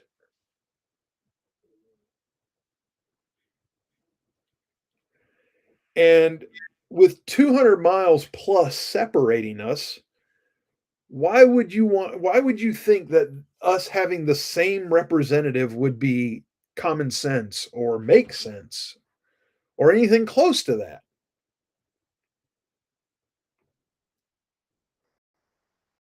It mind. It was clearly done for it was all race based. That's all it was. They even said it when they were doing it. It's to create a second majority black district, which is the same thing that Louisiana had drawn. So, yeah, I'm looking forward to the day of getting back to District 1. If Mobile and Baldwin counties, the two counties that share the Alabama Gulf Coast, can't be in the same district, what is that telling you? I mean, literally, we're the only two counties in this state that touch the Gulf. And we're not in the same congressional district.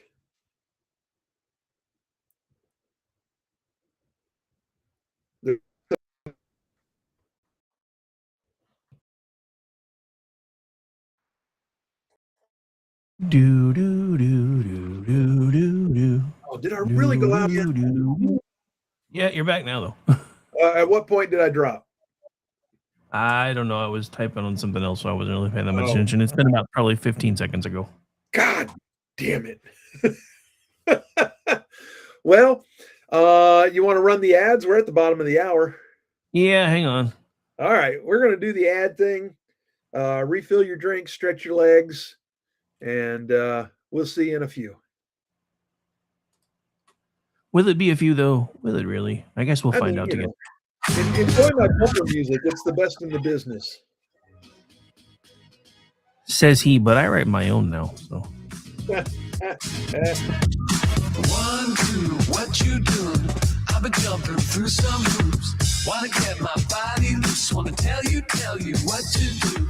I've been running out of bounds like an animal struggling, looking for a diamond. I'm trying.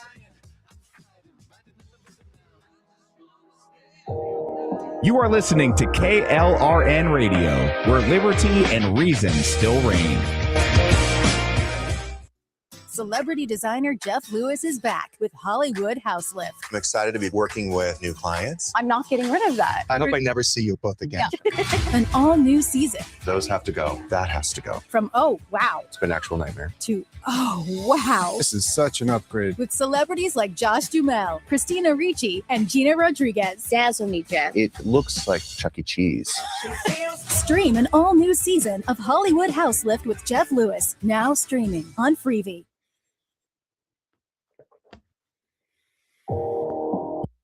Hi, everyone. This is JJ, the co-founder of Good Pods. If you haven't heard of it yet, Good Pods is like Goodreads or Instagram, but for podcasts. It's new, it's social, it's different, and it's growing really fast. There are more than 2 million podcasts, and we know that it is impossible to figure out what to listen to. On Good Pods, you follow your friends and podcasters to see what they like. That is the #1 way to discover new shows and episodes. You can find Good Pods on the web or download the app. Happy listening.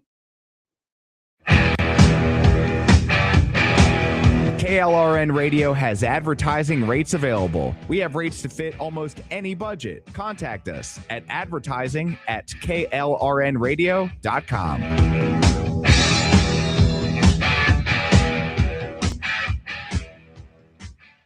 In uncertain times, we could use someone to lean on. Blue Cross and Blue Shield of Oklahoma will stand by you with plan options to fit your budget. If you've recently lost your job, had a baby, or moved, you can still get the healthcare coverage you and your family need. Financial help may be available for those who qualify. Call 855-452-BLUE or visit hereforyouok.com to see if you're eligible to enroll. Blue Cross and Blue Shield of Oklahoma, a division of Healthcare Service Corporation, a mutual legal reserve company. The following program contains coarse language and adult themes. Listener discretion is advised.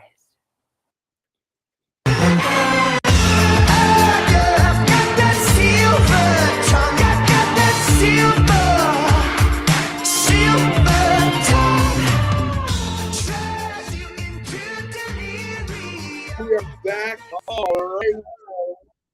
Come back. Me or not? That's not a good sign. Maybe.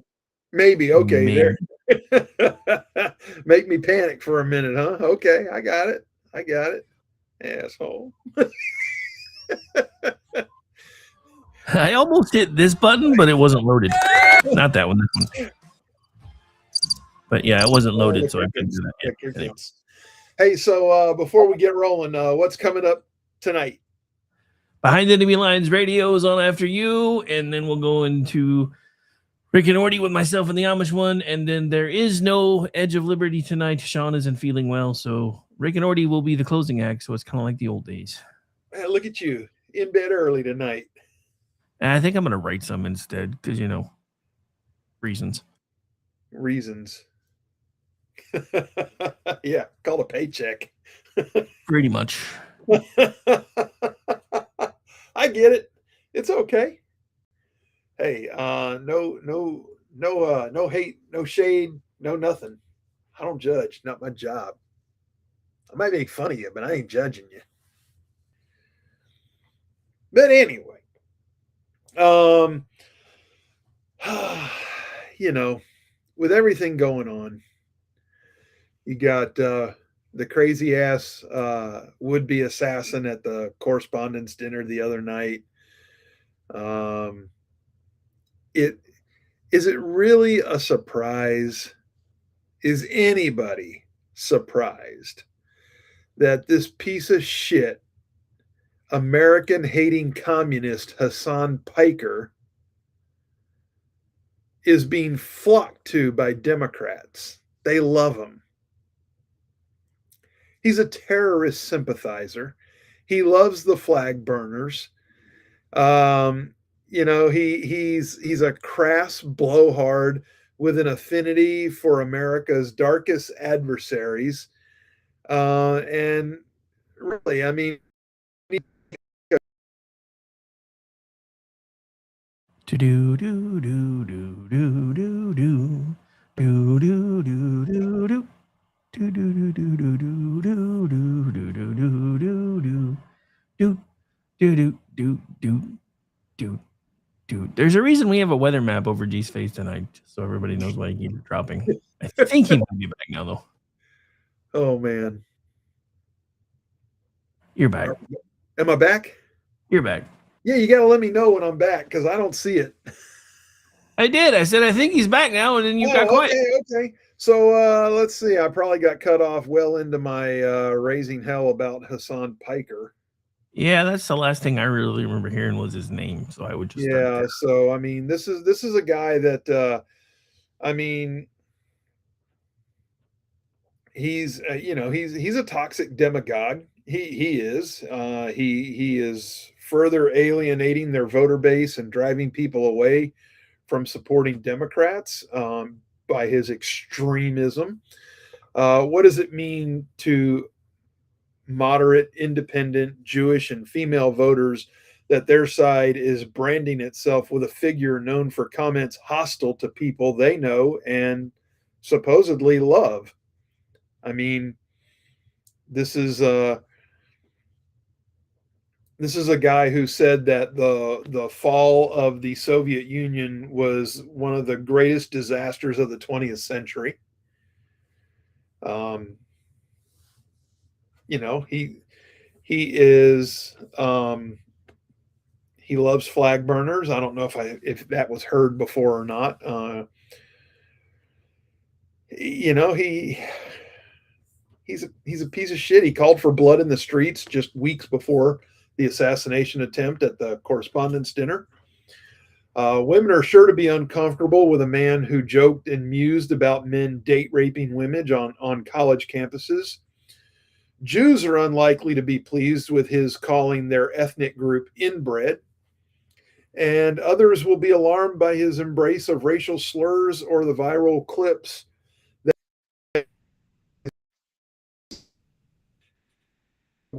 yell during this. You still people like California Congressman Ro Khanna, New York City Mayor Zoran Mamdani, and congressional Democrat candidate Saikat Chakrabarty appearing on this asshole's show for interviews. Why? What is it that they find about this guy that's right with their party? And the fact of the matter is that this is the left. And some of them are just now starting to get brave enough to let you know that this is them. And they're hoping that you'll just come along. But I got news for you. It's a rough road out there if you're planning to go the route of Hassan Piker. Because quite frankly, if he wants some blood in the street, then come to my house. I'll put some of his in the street and let's see how he likes that. I don't care. I'm I'm middle-aged and I'm on the higher end of middle age, but you know what? I'll go. I will go. He's a piece of shit. He's the personification of a political STD, resistant to medications. And quite frankly, he needs to go. Maybe somebody ought to put a bullet in his ass.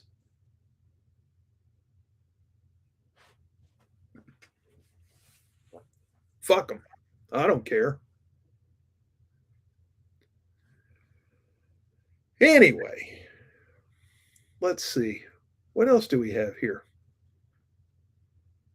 Oh, yeah, this is pretty good. Hey, this is a good pickup, Seymour. Look at you. You actually found a real news story that's not like a.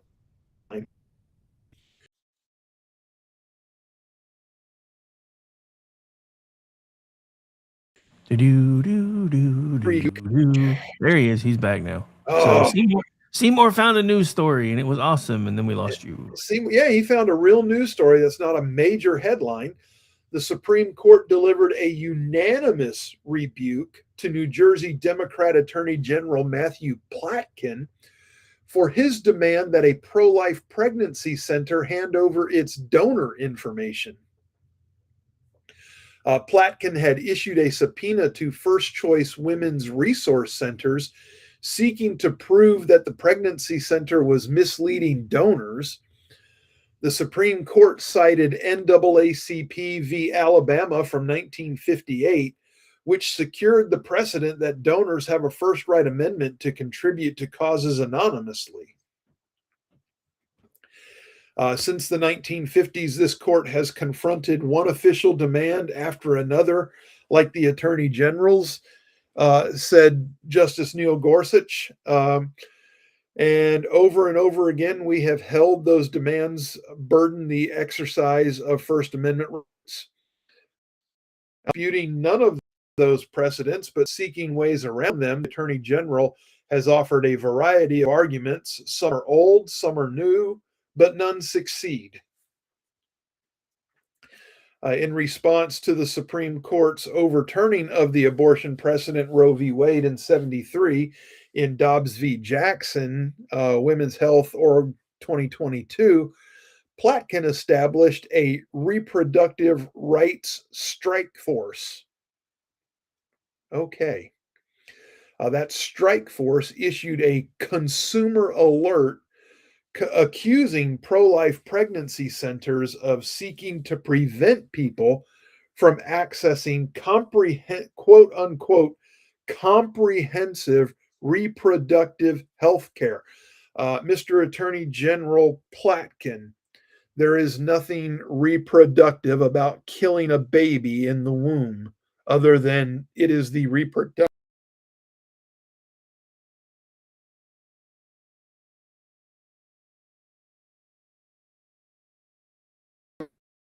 sick. So, pro-life pregnancy centers like First Choice offer various services to women facing crisis pregnancies, such as counseling, food, shelter, clothing, baby items, in an attempt to convince them not to undergo abortions and to prepare them to take care of their babies. These centers compete with abortion centers, they say, and Democrats have suggested that they engage in misleading advertising to do so. You mean like Planned Parenthood does, saying that they're a complete healthcare clinic system when they're not?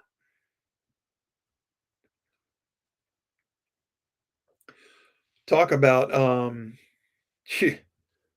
selective enforcement of the law. That's a violation of his oath of office. Platkin's office had not received any complaints from the public about First Choice, but staff served a subpoena on the pregnancy center. The subpoena mentioned the state's Consumer Fraud Act and commanded First Choice to produce documents within 30 days, demanding the names, phone numbers, addresses, places of employment, and of all individuals who had contributed to their pregnancy center by specific means. The Attorney General later claimed his office intended to contact donors to determine if they had been misled by First Choice. Gorsuch noted that Platkin's apparent theory involved the idea that First Choice had misled donors into thinking that it provides abortions. First Choice sued, seeking an injunction to block the subpoena, but the district court and panel of the U.S. Court of Appeals for the Third Circuit dismissed their claim. As Gorsuch explained, the case centers on whether the threat of Platkin taking further action against them qualified as an injury in fact, giving them to sue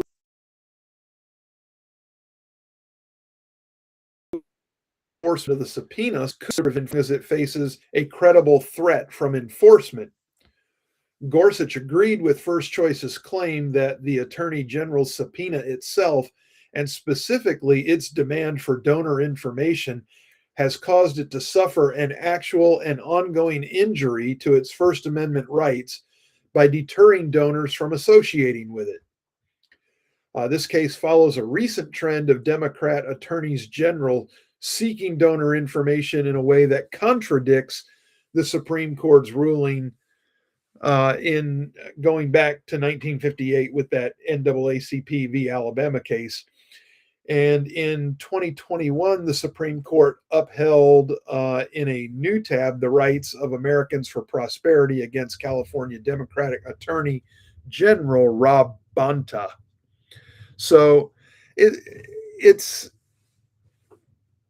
the same thing. They're just trying different roads to get there. It's an intimidating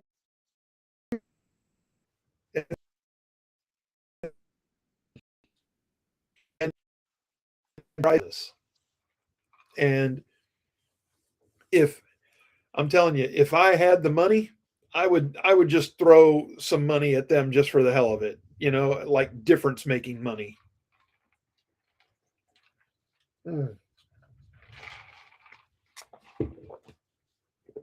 Oh, sorry, my throat is so dry. Nice cold drink helps. Anyway, well, damn it, Rick. We got there a little fast. All I got left is the happy That's what ending. she said. Yeah, I know, but she's a bitch. Oh, Hey, speaking of, hey, Rick, you know how yeah. long it takes the average woman to have an orgasm? 7 years ago. No, who cares?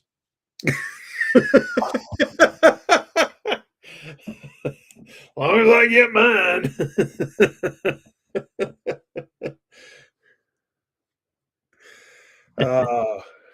Anyway, Oh. no, I don't care. What you gonna do? Fire me?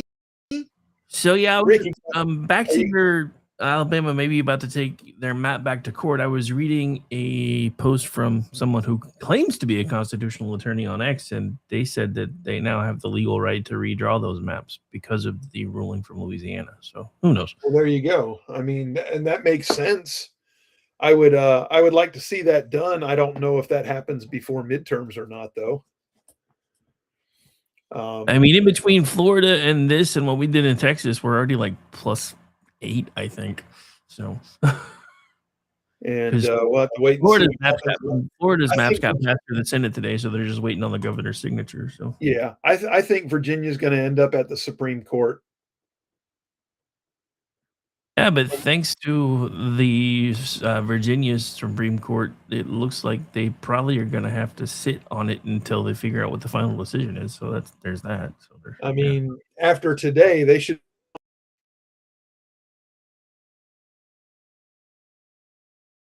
And we lost him again. But wait, maybe. Creating a new district. Am I right? All I heard was district race-based, and because you were gone for like what Virginia's doing is even worse than creating a new district that's just based on race. yeah, I mean, seriously. I mean, really, my God, I don't even know how this just wound up on my feed, but now I have to share. Oh, so please share. Hang on, I'm gonna put it in here. I don't know if you'll be able to open it because your internet, but I guess I can put it on the screen too. Hang on, because yeah, so this is the rules of X, folks. If I see it and it makes me go, oh my God, that means you pretty much have to see the weather map. So, sorry if it hurts your feelings. I'm working on it right now. So I don't know what we're looking at here. This is all new to me. We'll get it. I can hear the pitter patter of rain on my roof. You little bitch! Ouch! Ouch! Just relax, you little bitch! Oh my. So yeah. Hey, I didn't know I could do that. I actually put the weather map in the corner of the other image. That's a new thing. I didn't know I could do that. That makes De Niro look a lot taller than he is. I'm just loving the fact that somebody's finally admitting that, that was an actual bulge in Mikey's dress. Not. Oh well, they've changed something again. I need to look at the notes because that's the first time I've ever been able to put two different shared screens on the same screen at the same time. I can up until today I could do it in other tabs, but I was wondering why. I was like, I don't know. Well, look, see now if I had been retired, you'd have never thought about trying that. Oh yeah, I would. I mean, that's not true either. But yeah. Well, just got to throw the bullshit back at you,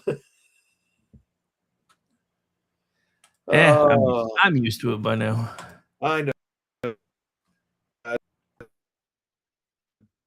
Anyway, when you come back from your weather-related silence in the next 10 seconds or so, I think we burned up enough time for you to get to your happy ending now. Oh man, really? Again? You're back now. Okay. So happy ending time. So a wild Sumatran orangutan has been seen crossing a road through the jungle with the help of a canopy rope bridge for the first time in over 2 years. Yeah, this is a landmark moment now. You have to understand the backstory here. This moment was caught on a camera that's posted at the tops of the rope bridge in the Pakpak Barat district of northern Sumatra. It is a world first for the species. Not that they've never used a rope bridge, but because of the incredible social skills and intelligence, it's predicted to become more normal behavior in the future. Now, while other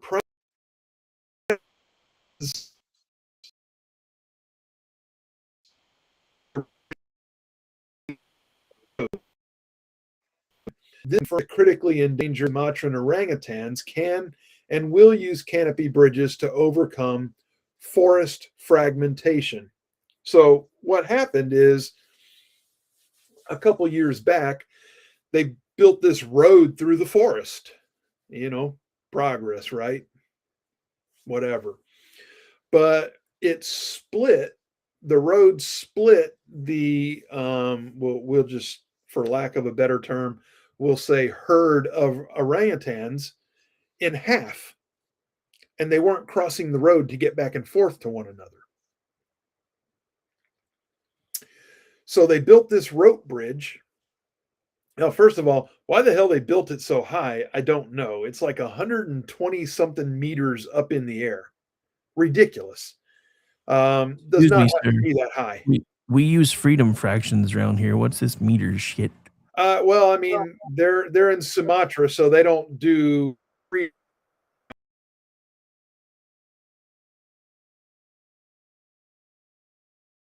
So you, as an American, can convert 50 feet up. Yeah, about that. So anyway, that somewhere in that ballpark. Yeah, we're talking ballparks now. That's right, man. Yeah. See, America. Anyway, so they've been waiting to see an orangutan cross this bridge for over 2 years, and one finally did it. You know why? Why'd the orangutan cross the road finally? To get to the other side? Because there was a Circle K with moms in the back of it on the other side. Boom, boom, boom. Oh, are we calling somebody an orangutan? Nope, I didn't say an Amish orangutan. Oh, okay. I'm just That'd saying. be pretty sharp to look at, though. I'd like to see an Amish orangutan.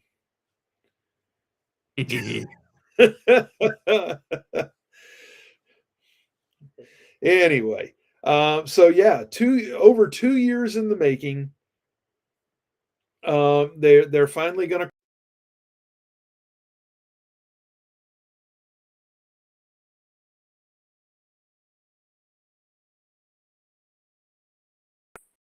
overly concentrated genetics and breed. Kind of like.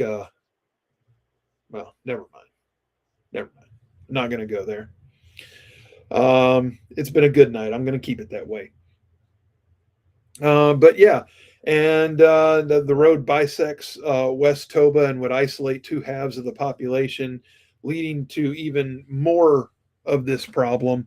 So this is a very, very good sign for the Sumatran orangutans, and let's hope that this happens more often and we can get the species back on its feet where it needs to be, and maybe even make some more of these rope bridges as time demands and all that good stuff. So yeah, that's it. That's the show. If you like it, tell your friends. If your friends like it, you need new ones.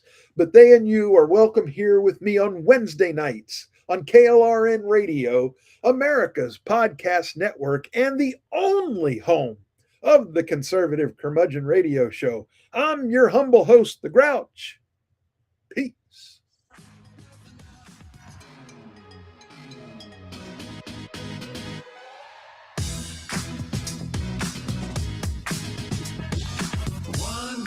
What you doing? I've been jumping through some hoops. Wanna get my body loose. I hate this place. Nothing works here. The medications don't work. I've been here for 7 years.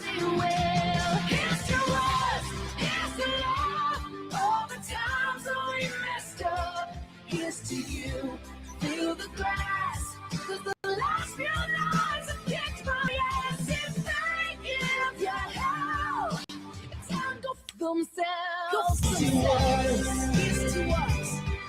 to us. Here's to us. Here's to us. Here's to love. Here's to everybody well. Here's to us. Here's to love. Here's to us. Here's to us.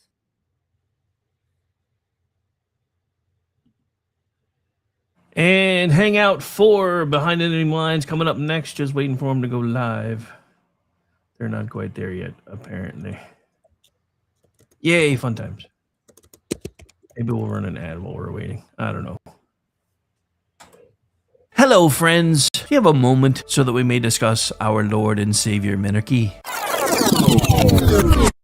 No, seriously, I'm just kidding. Hi, my name's Rick Robinson. I am the general manager of KLRNRadio.com. We are probably the largest independent podcast network that you've never heard of. We have a little bit of everything, and by that, what I mean to tell you is we have news, pop culture, special events, conspiratainment, true crime, mental health shows, drama productions, and pretty much everything in between. So if you're looking for a new podcast home to grab a little bit of everything that you love all in one place, come check us out. You can find us on X under @KLRNRadio. You can find us on our Rumble and our YouTube channels under the same names.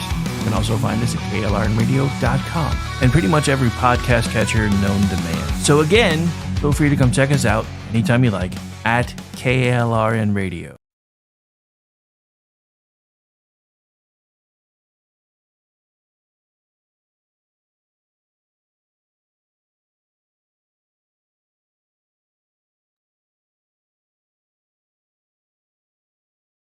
Okay, so we did just get notice that they're going to be starting a little bit late, so now I have to go find them again because I parked them somewhere. All right, there we go. I'm just going to put this on the feed and then park it because I'll be joining them when they start anyway, so hang on.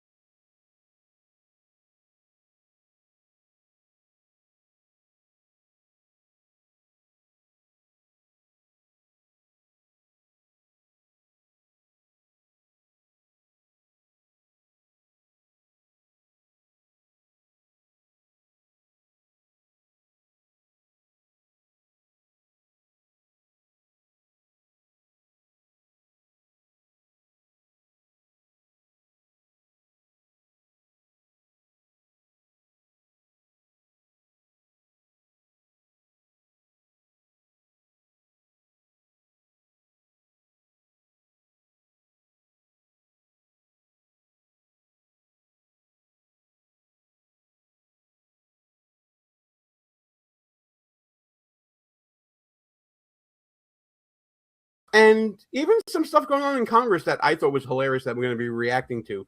So hang out with us tonight and enjoy. Gene Bardelli and Ross Galloway here with you. Actually, it's not just Gene Bardelli and Ross Galloway here with you because I'm late, because I was late starting. He ended up getting here early, so let's bring him in now. So I want to thank you all for being here. And now, who am I introducing next? Who's next? Rick Robinson. I think I got to unmute. You know, you're already unmuted, pal. Thanks for tuning in. Oh, the hatless Rick Robinson tonight. That's awesome. How you doing, man? Yeah, I decided to go without a hat. I figured if you can do it with your hairline, so can I. Hell yeah. Galloway, what's going on? When you gonna show us that chrome dome? The light in my place is look at how bright that goes. Holy crap. I feel like Gizmo and Gremlins. Bright light, bright light. My God. Got a lot of shine coming off that dome of yours. Jeez Louise. Listen, mine was a little bright, Gene, but you look like we're doing Gene After Dark in your little box over there. You know what it is? You know what I found? Apparently, the light mutes on me when I wear light-colored shirts. So Yeah, it's Take it because for what it's worth. the light color is absorbing more of the light, so that's why. Yes, Yeah, I am a black hole sucking everything in right now. That's what I am. I mean, I'm glad you finally figured that out, but it took you long enough. Hell yeah. Anyway, I don't care. I've had a good day. I had to listen. I've been up since like 5 a.m. I had to travel to the Boogie Down for a court appearance. I'm just done. Do you still have your wallet? Yeah, thankfully I kept it in my bag. So, speaking of court, let's get right down to it.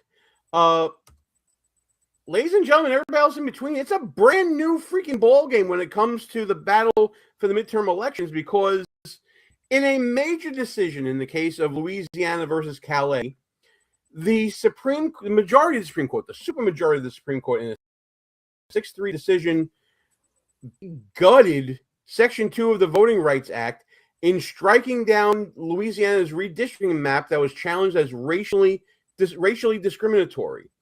So earlier today, as we're recording this on Wednesday, the Supreme Court held in Louisiana versus Calais that a Louisiana congressional map that a group of voters described as non-African American had challenged.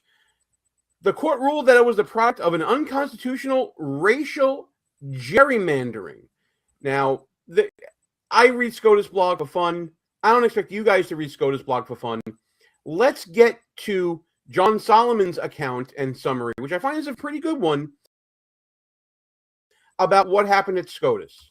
The United States Supreme Court that will have a major impact on the upcoming midterms to the benefit, most likely, of conservatives and Republicans. Earlier today, the court released an opinion striking down a set of Louisiana congressional district maps that added a second majority black district. The court ruled very clearly race cannot be a primary consideration when you're doing redistricting. Now, politics can, but not race. Now, why is that important? Well, first, those two Louisiana districts are going to be declared illegal. They're Democrat-leaning. They're likely to be redrawn Republican. Meanwhile, other states are doing exactly the same thing. Florida today passed a brand new map in compliance with this ruling that adds 4 Republican seats to the state of Texas. Just got the okay from the Supreme Court to do 5 more seats that are going to lean more Republican. The argument at hand is whether or not race can play a role. As we know, the court has ruled in the past, you can't use race for college entry, and now you can't use race predominantly as a reason for making congressional districts. Justice Samuel Alito wrote the majority decision.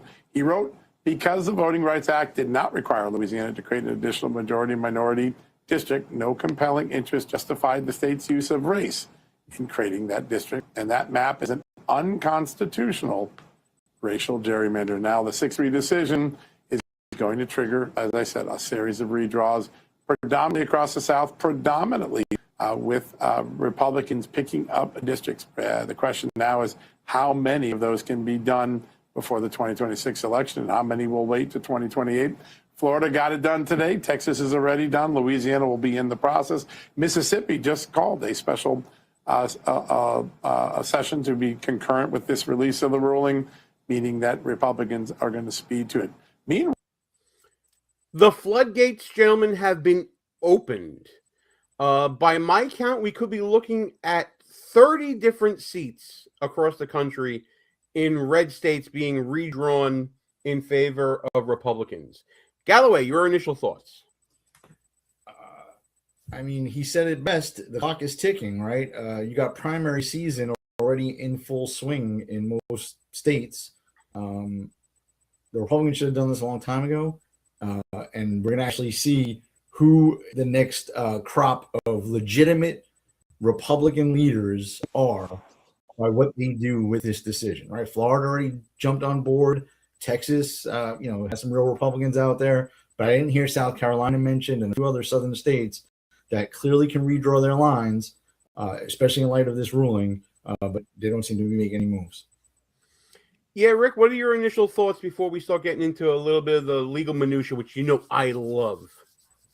Well, I mean, before you put Ross and I to sleep, I just want to point out what a difference a week makes. First of all, that. But so what a difference a week makes in what respect? I mean, look at where we were last week. Last week was when everybody thought it was the end of the world because Virginia just got to redraw their maps. In the space of about a week, their Supreme Court says, yeah, not so much. After a lower court already said, hey, this is pretty much unconstitutional, their state Supreme Court said, yeah, no, y'all can't do any of that until we figure out what's happening here. So that's now on hold. Then you've got today, Florida successfully passing their maps. This actually opens up the ability for most southern states that have been stuck in this race bait gerrymandering crap now for nigh on 60 years, if they want to go on and start redrawing their maps back to pretty much what they were before all the, if you don't do it this way, you're racist, people got a hold of their maps. So, I mean, like you said, this could be, if we play the cards right, especially if you take into account the other things that will likely start happening in by the time the new census hits in 2030, we're looking at anywhere between 30 to 40 seats in the next 4 years. Absolutely. By the way, guys, as you are coming in, I'm glad you're here with us. Be sure to smash that thumbs up button. Like, comment. We love all the comments here coming from the chat. We invite you to join the chat with us. And if you like what you're seeing here, subscribe to the channel wherever you may be watching. The reactions came in, as you would guess, throughout the day from different people. And let's just say that some of them were definitely better than others. I want to go to President Trump first because I thought his reaction was just it encapsulated what I felt when I heard the news. I had actually come back from a court appearance in the Bronx and saw the news of it all, and then later on this press conference with President Trump said this. Supreme Court ruling on the Voting Rights Act. I know you said you haven't seen it. When did it come out? Just now? No, it came out this morning, but basically very much narrows the Voting Rights Act. Was it considered a win for who? A win for Republicans. I love it. But my question... This is a very good... We can end this news conference right now. I just got to play it again because it was just so freaking good. A win for who? A win for Republicans. I love it. And that's the genuineness of President Trump, Ross. I mean, we complain about him all the time about policies and, sometimes his manner and all that. But his heart is in this, man. I mean, he remembers his first term, and he already knows what happens if, Democrats win the midterms. This is long overdue, honestly. Let me just say one thing, though, because I want to make sure I stay intellectually honest. The Constitution leaves it up to the state legislatures on how to, apportion their districts. So I do believe, although I don't believe race should be a factor, I'm always hesitant to jump on board when a court intercedes in the legislature's prerogative. But without the Supreme Court's ruling, Republican red states are giving seats to Democrats. When if you look east, the New England states where it's not zero Republicans up there, but we pretty much have 0 seats. Pay back some motherfuckers. So I'm all with it for this case, I guess.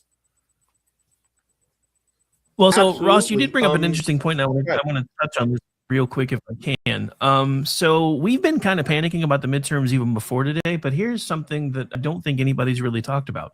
By this time in 2017, the Democrats had a +8. At this point in time, they're +3, which still puts them within the margin of error. So I don't know if it was going to happen the way they wanted to anyway. This almost, if Republicans fight hard enough, this almost guarantees that it won't happen. But we're really good at snatching defeat from the jaws of victory. So that's probably about the positive thing I'm going to say today about that. No, I certainly agree with that. We are notoriously good at snatching defeat from the jaws of victory. Indiana, perfect example of that. Yes. They were too chicken shit, forgive the language, to go through with their own redistricting when they could, and now we're at a point where they can't do it till the next cycle in 2028. Ross, I do want to bring up something here that maybe the wonk in me comes up with. President Trump should be taking a victory lap here because probably the most pivotal voice in the oral arguments for this matter, and indeed for issues with the Voting Rights Act. And to your point, it is the prerogative of the states to redistrict, but the Voting Rights Act was federal legislation that the federal government passed concerning how states go about things like redistricting. And there was a case that came up before this one that was decided today as we're recording called Allen v. Milligan concerning an issue about Section 2 of the Voting Rights Act that was sort of the precursor for this. And the reason why I say Donald Trump deserves a victory lap is because he appointed justices that got this over the line, like Justice Kavanaugh, who noted in that previous decision, Allen versus Milligan, that although that case didn't deal with Section 2 of the Voting Rights Act, that he was signaling that he would be against, he would be for, I should say, gutting Section 2 of the Voting Rights Act, which Democrats are saying happened today, because he said in that previous decision, and I'm quoting here, Justice Thomas notes that even if Congress in 1982 could constitutionally authorize race-based redistricting of the Section 2 of the Voting Rights Act for some period of time, the authority to conduct race-based redistricting cannot extend indefinitely into the future. Now, because that Alabama case didn't deal with that argument, he didn't consider it for that case, but because this Louisiana case dealt with that argument, he was able to take that signal from the Alabama case and make the decision that the court made in this case. Yeah, but my question, Gene, and look, I love most of the conservative Supreme Court justices, but where in the Constitution does it say that you can basically ignore the Constitution as long as it's for a limited time that the Supreme Court makes up, right? Like if it's either we can't draw districts with race being the primary motivating factor, right? It's not like, well, we can, like, can we ban free speech for 5 years because somebody said something crazy? Like, I don't get that part of the Supreme Court. Is why I hate lawyers and I hate the judicial branch. But Article 3, for a reason, it's like the last one they thought of, and it's a necessary evil, and they grab more power than they should have. But yeah, I don't see how you can have the 14th Amendment and equal protection under the law and ever allow things to be based solely on race. Like, that never made sense, even for a limited amount of time, right? And to tell you the truth, let me just say this real quick. I've joked around about this in the past. This is really black people's fault, right? Because they overwhelmingly, and by overwhelmingly, I mean like black women vote Democrat 95%. I think black men are like 84% now, right? They put themselves in this box where the Democrats take them for granted, and they gerrymander districts, so they get a token black guy in Congress in each state, so they have a few sprinkled in there. But when it's a majority white Democrat district, not that many black people get elected, right? So the party of equal rights and equal outcomes and DEI, they can't elect black members to Congress unless they make black districts, right? It's kind of sad. Well, and in the case of Republicans, you up with some black Republicans represent majority white districts. Yes. There's one in Texas. There's one in Ohio, I believe, that I can just think of off the top of my head. A senator in South Carolina. They're like, we're okay with that. Yeah. We're not looking at people's skin. Yeah. So, and I see Matt Lofton in the chat. Hey, pal, how you doing? I see the comments about King Charles. I'm going to touch on that in my final hangout for that. Rick, one of the things that I've heard in discussing the culture wars in America is that there is sort of a war for the soul of America between a representative republic being fought for on the right and a multiracial democracy on the left. I'm going to play this clip from MS Now that is lamenting the blow that multiracial democracy people have decided to support, and how this case has affected their efforts.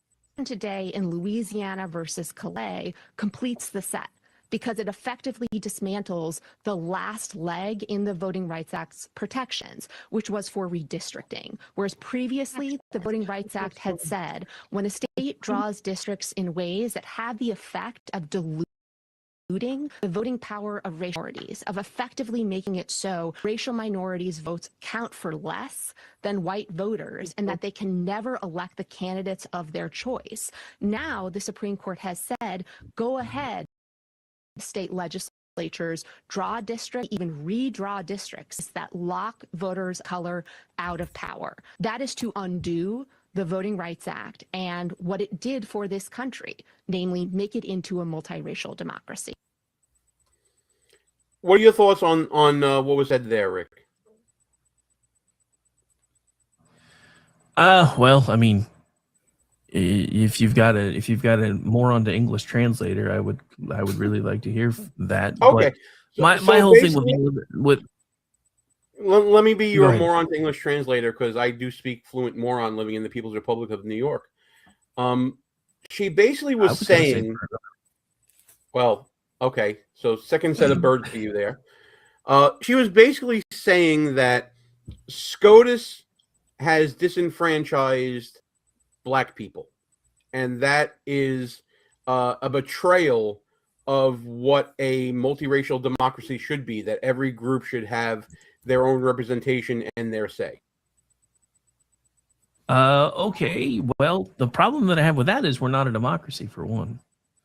And the other thing is, this actually, what I said earlier today when I found out this was happening, and especially when I saw Timu Obama flipping the hell out over it, and everybody I mean, Schumer's old enough that he would remember when Jim Crow got signed, but this is not Jim Crow. No matter how much he tried to say that today. This is the Supreme Court trying to drag us back into the 21st century, because everybody remember that when Obama got elected, we were like, great, racism is finally dead in America. And then it got worse. This is them trying to drag us back into the 21st century. And I agree with the assessment that, race doesn't need to be a factor in anything. That's the whole reason we had the Civil Rights Act in the first place, was because race was being used as a negative. Now we've taken everything to the other extreme, where race is the only part of anything that matters, and that's causing everything to fall apart even worse. So now everybody's trying to drag us back to the center and be like, hey, it's great that you are proud of where you came from and proud of what color your skin is, but let's not make that the end all and be all of what it takes to be something in this country. One of the scariest things for me today about everything that I saw was an ACLU attorney who happens to be a female of color, saying that they need these districts because white Democrats don't vote for black Democrats. If that's not the Democratic Party itself telling you how racist they think they are, but they get mad at us when we say it. I'm just confused by all of that. I got to find that clip for later for sure. Ross, you were chomping at the bit to respond to that clip. No, I love it. That is perfect. I just want to build on what I was saying earlier. By condensing black voters into black districts, you will likely get a black congressman. Okay. 1 out of 435 members of the House of Representatives, right? They dilute themselves because that one person that looks like them has really no voice, right? They're in a party and whatever, where if you actually draw the districts, that makes sense, right? And you try not to gerrymander. You try to draw them in areas of your state that have stuff in common with each other, and those black voters got divided up into those districts based on where they actually live, amongst the people they actually live around, then their voice is actually stronger, right? Because a Republican in an area where he gets 90% of the vote does not give a damn what black people think, right? And the black guy running in the district with 90% black voters doesn't give a damn what Republicans think. But when you dilute those down a little bit to 60-40 districts, yeah, one party still has a nice edge. But you can't go too rogue, because if your own base doesn't come out, that 40% could overtake you, right? So by diluting that vote, you actually get more influence over the government, not less. Speaking of dilution of the vote, let's talk about the Republican side for a second, because to draw these new districts that they may want to do, they're going to make certain other districts around them be closer than they would normally be. Exactly. Let's talk about that for a second. Is this something that can backfire on the GOP if they go all in with this redistricting across several different states? Let me just jump on it and I'll throw it to Rick. Absolutely yes, because of what I just said. You can make a district 60-40 now, right? With Republicans in the lead, a healthy 20-point lead. But when you have rhinos running, guys like me don't vote for the Republican. I won't vote for the Democrat. I just won't show up. So now they would be more competitive districts, and Republicans actually have. these Republicans take the opportunity to actually embrace being Republican.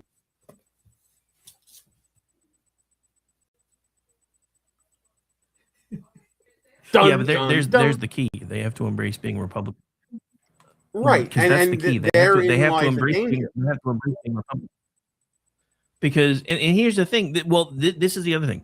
With the potential of all these maps being redrawn, I think this will start emboldening some Republicans to act like Republicans because they won't really feel like they need to go along and get along anymore because of all the intermingling that's happened in these weird districts. I mean, if you look at the Louisiana map before the SCOTUS spoke up, it was one of the weirdest set of drawn maps I've ever seen. It was like this weird river of blue down a red state.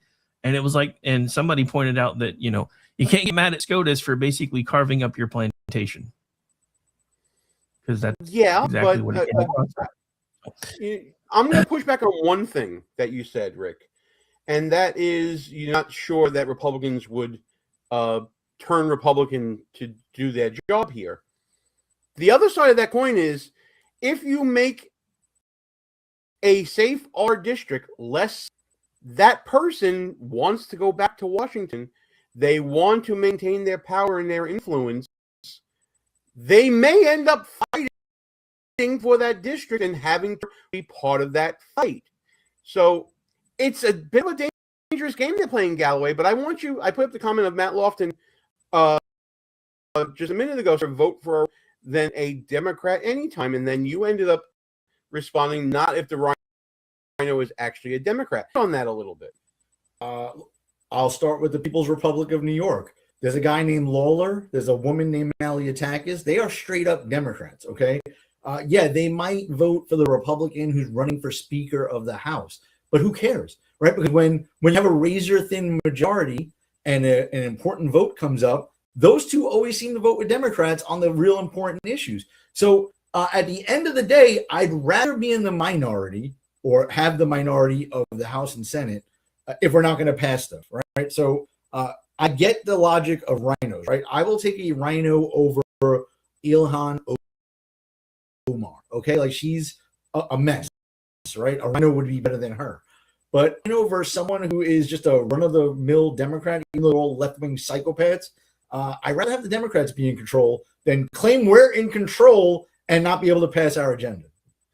Gang, if you like what you're hearing right now, let us know by joining us in the chat. Hit that thumbs up button so you let us know whether you're agreeing, disagreeing, whatever you want to do.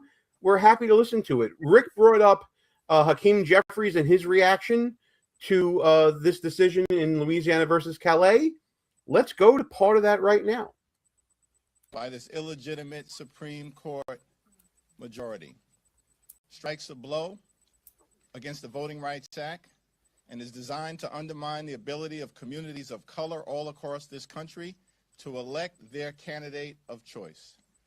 But we're not here to step back, we're here to fight back. Yes. Now, when this decision came out earlier today, it's an unacceptable decision, but not an unexpected decision. Because this isn't even really the Roberts Court.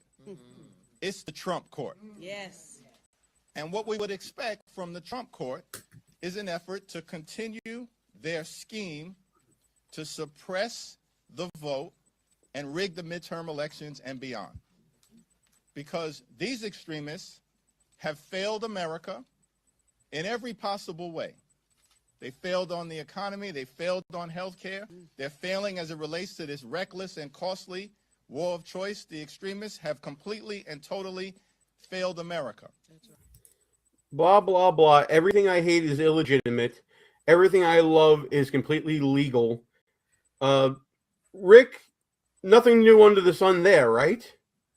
Well, I have to say, I'm going to have to give you an honest take on something because I watched this today, so I was doing something else, but I was listening. And the funny thing is, since this is the first time that I actually just listened to it, I kept waiting for people to start yelling hallelujah and amen because it felt like we were in a black church. It didn't happen, But I kept waiting for it because you heard the folks behind him go, yeah, that's right. And you kept waiting for the amen and the hallelujah, and it never happened. But I mean, all of this is crazy to me. And the thing about it is, if you listen to him, he's still saying the same kind of crap that this assassin has been listening to for years. That the court is illegitimate, that this shouldn't have happened, that we're in, and the war's a terrible idea, that SCOTUS is terrible. All he's creating the next one, and he knows it, and he doesn't care. Ross, take it from there. Gene, I think Rick is going to agree with what I'm about to say, but I want your take on it. If you really listen to what he just said, he is speaking on behalf of the Democratic Party, right? He called it the Trump court and illegitimate. There is zero doubt in my mind that if they ever get power again, if they ever take the White House and the Senate, they will eliminate the filibuster and pack the court, among other crazy things that they want to do. Zero doubt that they're going to do that. And that's why I keep harping on it that we need to do it first. Well, I mean, the court is, I don't know if you can pack the court. Filibuster, I think you won me over on. We can certainly continue talking about that for sure. But as far as I'm concerned, yeah, I think that triggers need to be pulled on the filibuster. I don't know going forward about packing the court. I would not do that at this point. Well, time out. You don't think the Democrats would pack the court? All they need is a majority, a simple majority in each house if they got rid of the filibuster, and they can make it 10 justices or 15 justices or 20 justices, and then have their president appoint the remaining 10 and pass them, confirm them all in the Senate. They're going to do that. I'm not saying we should pack the court. I'm warning you that they are going to eliminate the filibuster. That's a guarantee. Please, someone clip this segment. They will eliminate the filibuster when they get power. Well, when you're clipping that, clip this part too. I just want to point out that it's April 29th, 2026, and hell just froze over because Gene now agrees with me and Ross about the filibuster. Woo! I said you won me over. I mean, I have an open mind, unlike some people in this chat, but I can be won over. Final thoughts now on this whole SCOTUS decision and what it means. Is it a red wave incoming, or is this another red mirage? Rick, I'll start with you, and then Ross, you can take it from there. I don't necessarily think it's going to be a red wave, but I'm not thinking blue wave as much as I was last week. I think, unfortunately, because it takes America forever to learn a lesson, now that the seats are starting to be rearranged, I have a feeling we're probably going to wind up with a house that kind of looks like the one that we have now, because for some reason America is most happy when our government is dysfunctional and barely able to do anything. Problem with that is it seems like the only time they ever really give anybody a chance to do anything is when they buy all the Democrats crap about, well, you tried the Republicans and they suck, let us do it. And then the next thing you know, everybody's complaining about $8 a gallon gas and a million other things. But who knows? Kermit voice is awesome. Yeah. I love the Kermit voice. Kermit the Frog here. Kermit, if he was from the Deep South. I can't do the voice, but you can do it really well. Ross, final thoughts before we move on to another topic here. Yeah, I don't see a red wave coming at all, and I hate the term even because we thought a few times this was going to happen, and we kind of look stupid. Until you pass the Save America Act and require voter ID and get illegal immigrants off the voter rolls, don't count on a red wave anytime soon. All right, folks, let us know what you think in the chat. If you're watching on replay, let us know what you think in the comments. And if you like what you're seeing and hearing, hit the thumbs up. We got some other stuff to talk about here as my computer starts glitching out on me. Ross, you didn't get a chance. Assassination Part 3 happened. Rick and I ended up going live that evening, giving our initial thoughts and our initial hot takes on that. And I made sure I conveyed to the audience the message you gave to me in a text message, basically saying that you're ready for war. How are you feeling a couple of days removed now, almost a week removed? it really is astonishing, Gene, that this president now has 3 legitimate attempts on his life, right? I know there's morons on the left saying it looks like it was staged. Like, that's just ridiculous. But how quickly we have moved on, right? It actually speaks to, like, for the most part, how Republicans conduct themselves in everyday life, but specifically Donald Trump, right? The guy was, like, willing to go back out that same night and finish the show. Balls of steel, the guy, right? He's teaching Republicans how to fight. But it really is astonishing. Like, if you think about, like, if Kamala even had a close call during her campaign, that's all that we'd be talking about.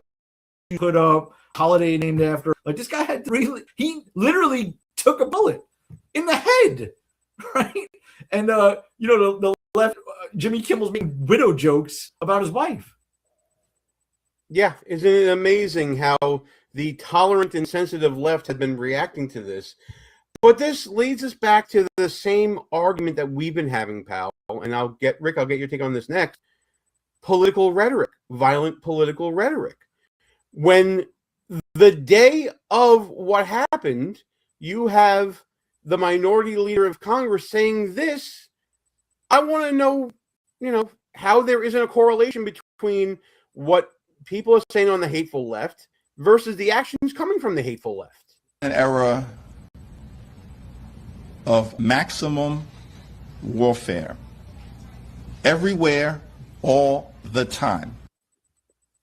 Maximum warfare, Rick. What is a person who is already angry because of all the rage baiting from Democrats?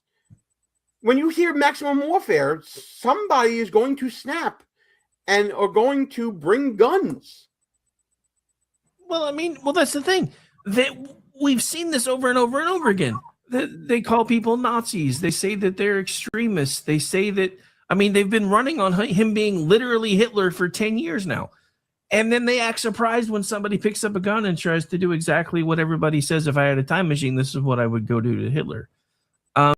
So the fact that they still, granted, he said this after, but he said some of the same some of the same inflammatory stuff today. They're still doing it, and they're not going to stop. And I honestly don't know how to make them at this point, because it's the only way they can get the few people that are still voting for them. Because one of the things that nobody's really talking about is all the people that are fleeing the Democratic Party in droves. So on top of the seats that are shifting, you've got people that are fleeing blue states. You've got people fleeing the party in droves. Now you've got the seat shifting, but it's because anybody with even an ounce of common sense is looking at the crazy stuff these people are saying that have become mainstream for the Democrats, and like, you people are insane. How many, just thinking all the way back to Fetterman in the beginning of his campaign, of the 3 of us sitting here, how many times did you think we would be holding him up as an example of a sane Democrat? And he did it again. He's the one that just said, hey, this is why we need the ballroom. Y'all need to quit your TDS. And I'm like, I was calling this guy Uncle Festerman for the 3 months that he was running in the primary. And now I'm quoting him all the time as a sane Democrat. And that was great. Ain't it the truth, though? I did pick up on one thing that you said, Rick. I want to expound on it a little bit as well. There was one post on X that I saw that said that this alleged shooter, he's not just some nut job that's lurkers of the far left or whatever. He's not someone that was lost and forgotten by the system. This is a college-educated, credentialed, employed person, works in a school district, teacher of the month, according to all the reports that we see. And this isn't a bug of the system, Ross. It's a feature now. Yeah. Well, first of all, G, you already know my stance on this, right? Like, I do believe down the rhetoric. I don't think language is violence, okay? I'm very consistent on this. Here's where I have the problem. The left are the ones that are always saying that this type of language causes violence, right? And now the right started saying it too. But the problem is, it's the left when they speak like this, causes violence. And when the right speaks like this, it causes violence. But all the violence is directed towards Republicans, right? It can't be that both when the left says it and the right says it, only Republicans are attacked. It's not the language, guys. It's not the language. It's the people. The Democratic Party is filled with mentally insane people. So that means that Ross Galloway now agrees with Nancy Pelosi. People don't have any intention of saying something that's going to lead to something dangerous, but we cannot take responsibility for the minds that are out there and how they hear it. Cannot take responsibility for the minds out there and how they hear things. So you agree with that? Now, Gene, I would agree with that if that was always her position, but we know that wasn't. When her husband had that weird incident where some guy that was half naked was in his house and hit him in the head with a hammer, she did not say that. Okay, so that's not been my position has been consistent for as long as you've known me. I think we should turn up the rhetoric, not turn it down. Rick, is the rhetoric contributing to the violence or not? I mean, so here's the thing. Ross is not wrong on one point, because Trump uses a lot of rhetorical language. Some of the other Republican leadership has started to do the same thing. But you don't see Republicans and people that align themselves with Republicans going out and taking the law into their own hands and picking up guns and starting to try to shoot at people. And the reason we know we don't see that is because there have been a couple of times when things have happened, like in the local legislatures. I think it was it Minneapolis or Minnesota? I think it was Minnesota or Wisconsin, where two local lawmakers were actually shot. The left tried to spin it like it was Republicans' fault, and then it turns out that it wasn't. So it's not. So the rhetoric. I mean, I agree with. I don't necessarily agree with Ross. I don't think the rhetoric, turning it up, I don't think that really helps anybody. But the idea that both sides need to tone it down because both sides are equally guilty of all the same. No. Our side doesn't go kill people just because we trash talk. As a matter of fact, our side probably trash talks more than the other one, because most of our side is Gen X and we grew up telling people your mama jokes and, all that stuff. So we just trash talk to trash talk. And we know that. But when the left trash talks, there is a group within the left sphere that take that as gospel and view themselves as the heroes that are going to change the world. The scariest thing about this guy from Saturday is he is a quintessential liberal. He is everything they say they want, and it took a couple of years to make him insane and have him go grab a gun and start trying to shoot people. Just saying. Yeah, I tend to agree with that. So now he's been formally charged with the attempted assassination of the president. I'm sure that there's going to be a trial and a spectacle around all of this, and the guy's going to go to jail for a long time. But can we talk a minute about the response to this and the Secret Service, in my opinion, dropping the ball again? First, it was Butler, and now this. I am not a security expert, so in a lot of ways I have to defer to other people and their expertise. But it feels to me that if someone is speed running security checkpoints, that's not a good thing. Ross, can you help me out? I mean, the video looks very scary, and that tactic, by the way, is very difficult to stop, right? If he had 3 or 4 buddies with him, who knows how far they would have gone. Now, the deceiving part of that video is it makes it look like that was the lobby and the ballroom was like 20 feet away. It was on a different level, and there were multiple layers of security between that, where that video was taken and where the president actually was. I'm not going to go as far as to say this was a lapse in security by the Secret Service. At the end of the day, no good guys got killed, and the suspect himself didn't get killed. They apprehended a heavily armed guy, a terrorist that was trying to kill the president or as many administration officials as he could. Could they have done better? Sure, they're going to do an after-action review and try to tighten things up. But like I think Rick mentioned earlier, that's why we need the big, beautiful ballroom, do things on the White House campus. But at the end of the day, not only did the Secret Service do a pretty bang-up job, they did a good job. It's crazy to me, just piggybacking off of what we said on the last piece here. that Republicans cannot feel free in this country, especially in blue cities like Washington, D.C. and other places, or college campuses, to gather, right? It's crazy that this is the country we live in, and we entertain when the left says that both sides need to turn down the rhetoric, right? Look at Turning Point USA, reporters getting attacked if they work for that organization, people on our side getting beat up in the streets, people wearing MAGA hats were getting beat up. Like it's totally a one-way street, man. And it's very frustrating. That's why I said I was ready for war, by the way. Like I'm still waiting for Donald Trump to come on TV, give us the wink, and then we just go at it. Well, so as Gene mentioned, we did this live, and I have to make a correction to something that I put out live, because the only video I had at the time was the really grainy one that POTUS put out. And then I did a show the following night on another network, and he found a clip that kind of made me tone down my smack a little bit with Secret Service. Because I'm not going to lie, in the grainy video, when old dude was running at the one guy and he jumped backwards, I was like, that should be the exact opposite of every bit of muscle memory training that dude has ever had. But in the clearer video, you can plainly see that even though dude was in a black suit and tie, he was wearing a ball cap. So I'm thinking he was probably hotel security, especially when you get. Let me just say one thing and caution you on your backing off that point. I believe the clearer video is AI enhanced, and there may be images that were interpreted by the AI that may not have been actually there. So be careful with that.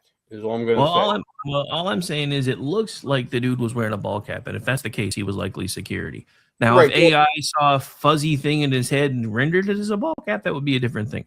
Yeah. But either way, another reason I'm not being as hard on them as I was initially that night is because the problem with that, a lot of the lapses and everything that everybody was talking about, like even heard some reporters going, all I had to do was show them the email on my phone and they waved me through. That wouldn't have mattered because dude was a guest, so he had a key. And if you listen to John Roberts, he was a guest. So he pulled into a parking garage, grabbed his luggage, grabbed a hotel, went straight up to his floor without even having to check with anybody because he had a virtual key on his phone. So dude, he was already within the first layer of security. The second layer of security did its job, even if the guy went backwards. And I'm still saying this, as somebody that used to train people in these kind of actions when we did executive protection and everything else, that guy would have been in my office getting his ass chewed the next day. Especially with that tape when I'm like, why did you jump backwards? You can plainly see that you were between him and there was a wall. All you had to do was throw your shoulder and he'd hit the wall. That's it. Again, I can't speak to that aspect of it, and I am willing to defer to you on that. Obviously, as the story continues to develop, we'll be talking about this more and more as needed. So we're going to head into our final topic that I have anyway, and then I have a little bit of fun for final thoughts with Galloway. Did you guys happen to see, and this went sort of below the radar in the news cycle, they very funny exchange between EPA Administrator Lee Zeldin, who happens to be from the area I currently live in now. His family is actually a neighbor, and that kooky, crazy Democrat from Connecticut, Rose DeLauro, the one with the purple hair and whatever, looks like a witch come to life. That's a man. It's a man, baby. Over the EPA budget.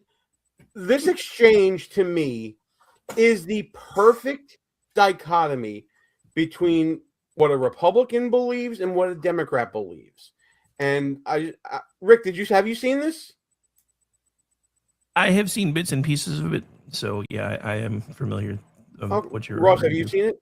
I saw the whole thing and I loved every minute of it. All right, so we're just gonna play a few minutes of it here, so we can get. That could have been your governor, by the way. When you're watching this, if you're from New York, this could have been your governor.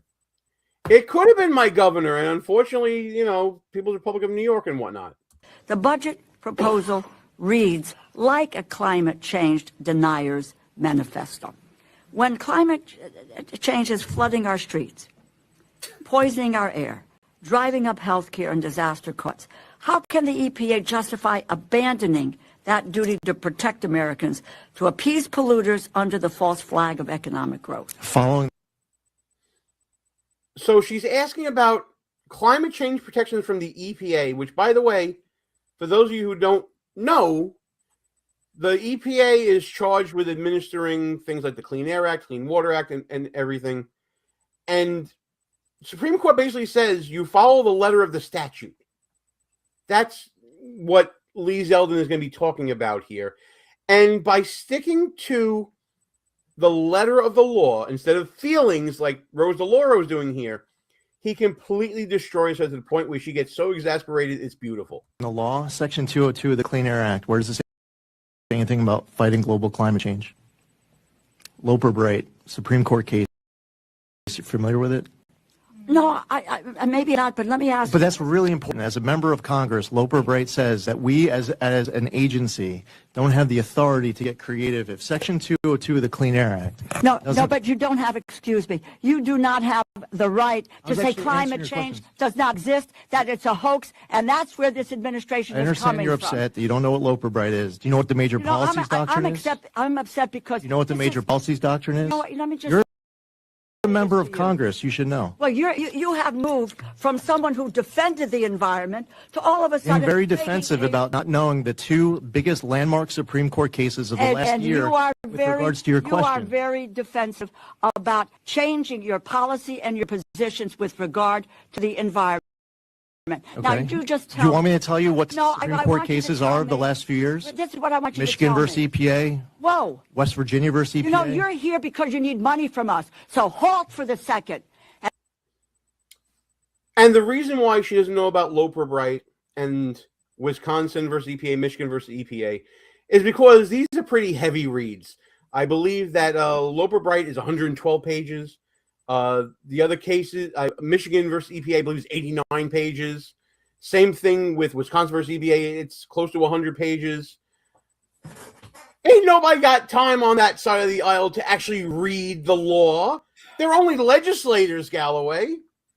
A couple of things real quick. First of all, climate change is a hoax. I wish he would have just said that. Trump is the only one that actually says things like that. And Republicans, by not absurd things, like climate change hasn't been an issue for the last few years. Why? Because it's a hoax, right? Everybody knows that. The second thing, there's that creature that was just speaking, that Congresswoman, the Honorable DeLauro, does that creature look like an expert in science or the law?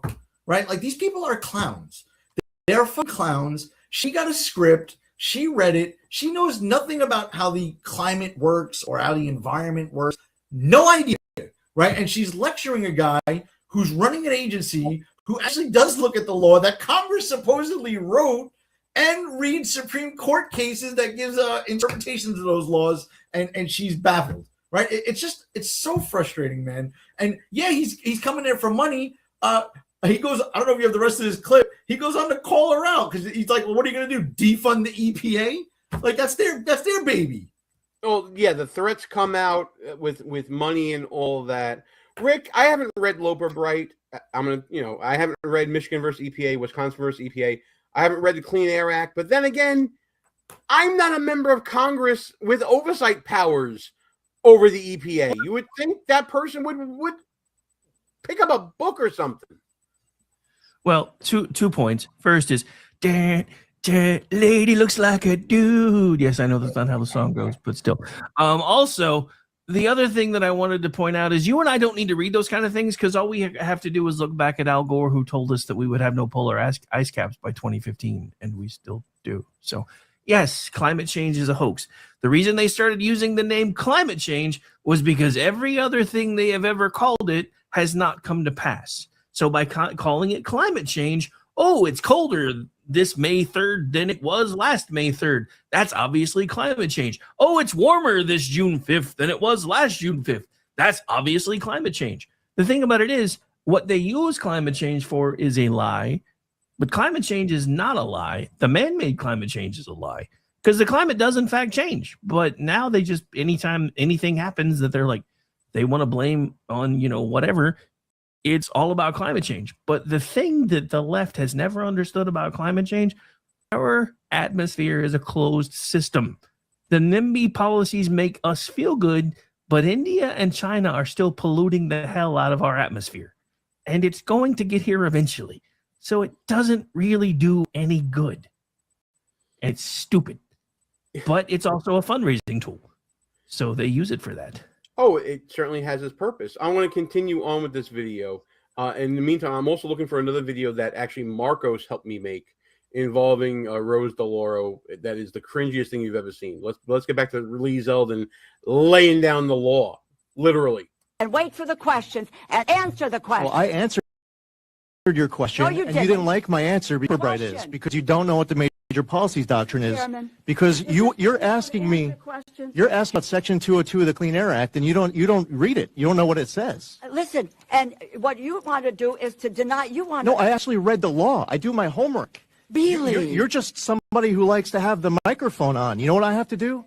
I read the law. I read the Supreme Court cases. This, and I would say no, that for your constituents is actually read statute. Budget is at real risk. Read your Supreme Court. This is the Appropriations Committee. Oh, you care about science? Now you're threatening to defund it? Oh my God! No, you don't fund because science. You don't know what Loper Bright is. Because you don't know what the major policies doctrine is. Your message to our folks at the EPA is that you want to BS.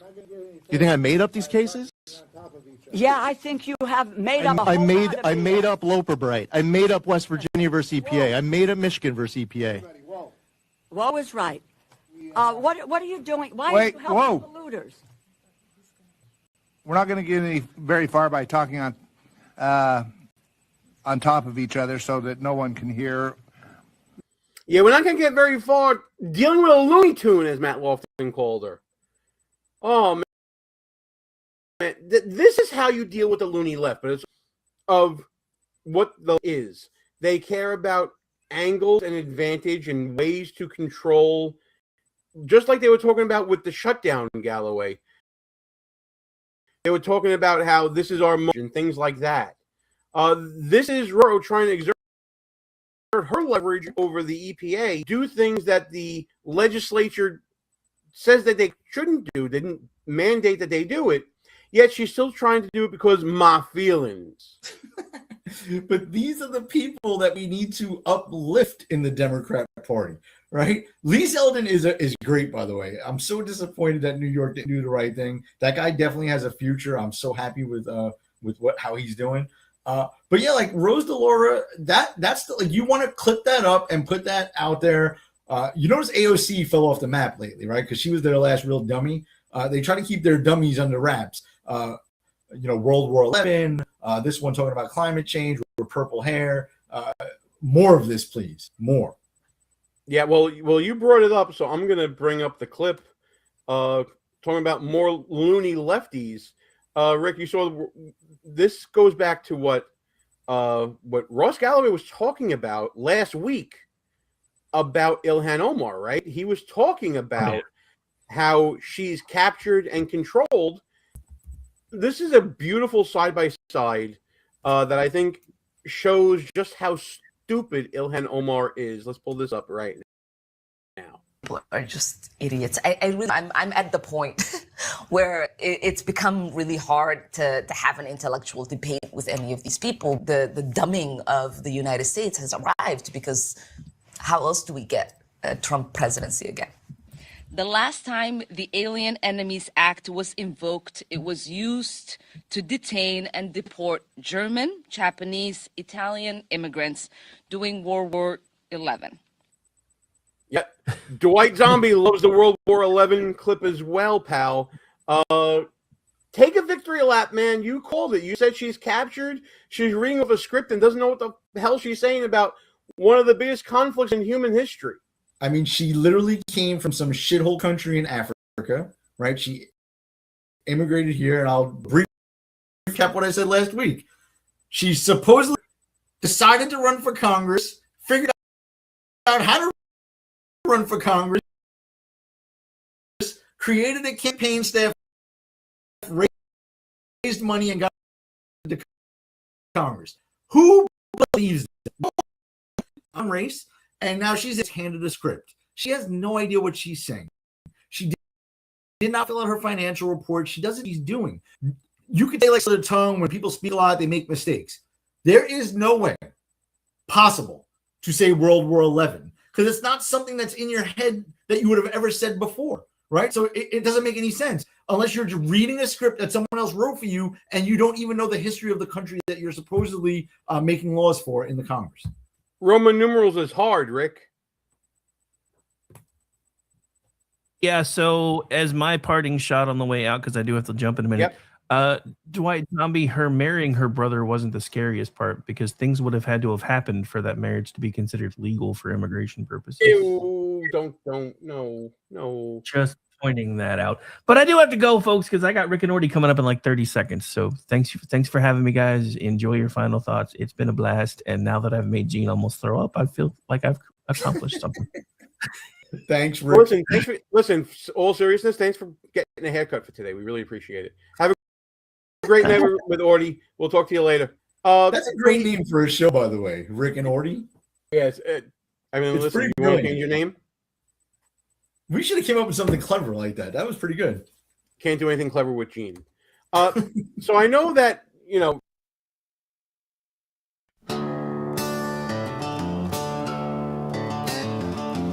Hello, friends. Do you have a moment so that we may discuss our Lord and Savior Minarchy? No, seriously, I'm just kidding. Hi, my name's Rick Robinson. I am the general manager of KLRNRadio.com. We are probably the largest independent podcast network that you've never heard of. We have a little bit of everything, and by that, what I mean to tell you is we have news, pop culture, special events, conspiratainment, true crime, mental health shows, drama productions, and pretty much everything in between. So if you're looking for a new podcast home to grab a little bit of everything that you love all in one place, come check us out. You can find us on X under @KLRNRadio. You can find us on our Rumble and our YouTube channels under the same names.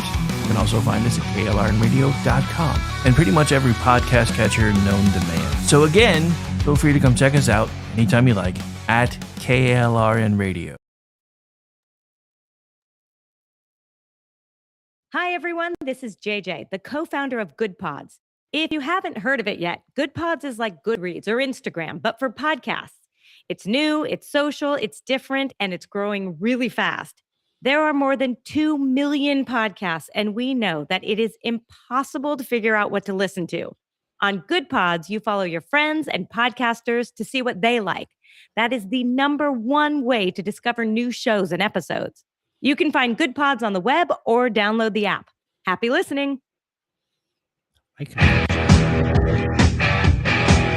KLN Radio has advertising rates available. We have rates to fit almost any budget. Contact us at advertising@klrnradio.com.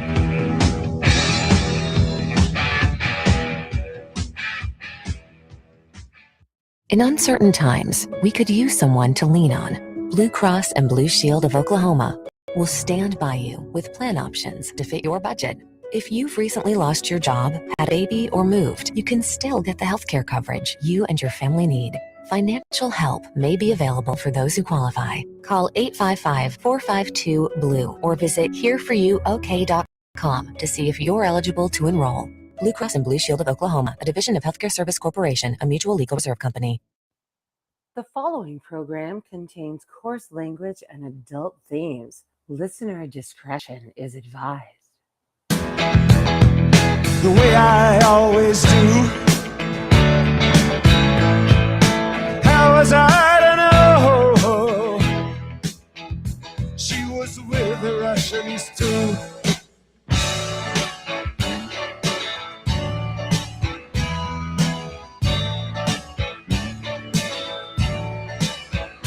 I was gambling in Havana. I took a little risk. Send lawyers, guns, and money. Dad, get me out of this. Ha! Uh-oh. Guess what day it is? Guess what day it is? Huh? Anybody? It is Wednesday, my dudes. Otherwise known as ChatLivesMatterNight, right here live on KLRNRadio.com.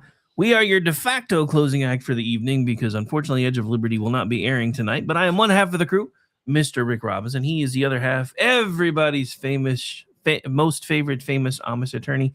His name is Ordnance J. Packard. Good evening, sir. How are you? Hi, Guy. Hey, Darren. How's things? I'm doing good. No, it's it was a beautiful day, and I'm tired, boss. It's a beautiful. I'm doing good. I'm doing good. Yeah, it's a beautiful day, and there's been Democratic weeping and gnashing of teeth all day. So it's been a good day all the way around. Yes. I've been listening to the lamentations of their women. I want to hear the lamentations of your women. But yeah, dude, I've been saying this all day. What a difference a week makes.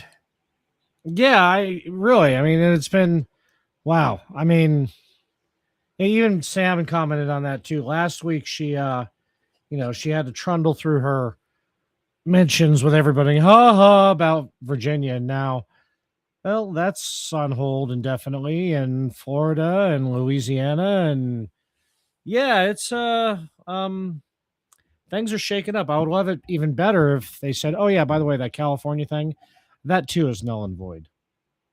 But Yeah, well, the interesting thing about this, because of the language that they used, Gene had brought up a pretty good point.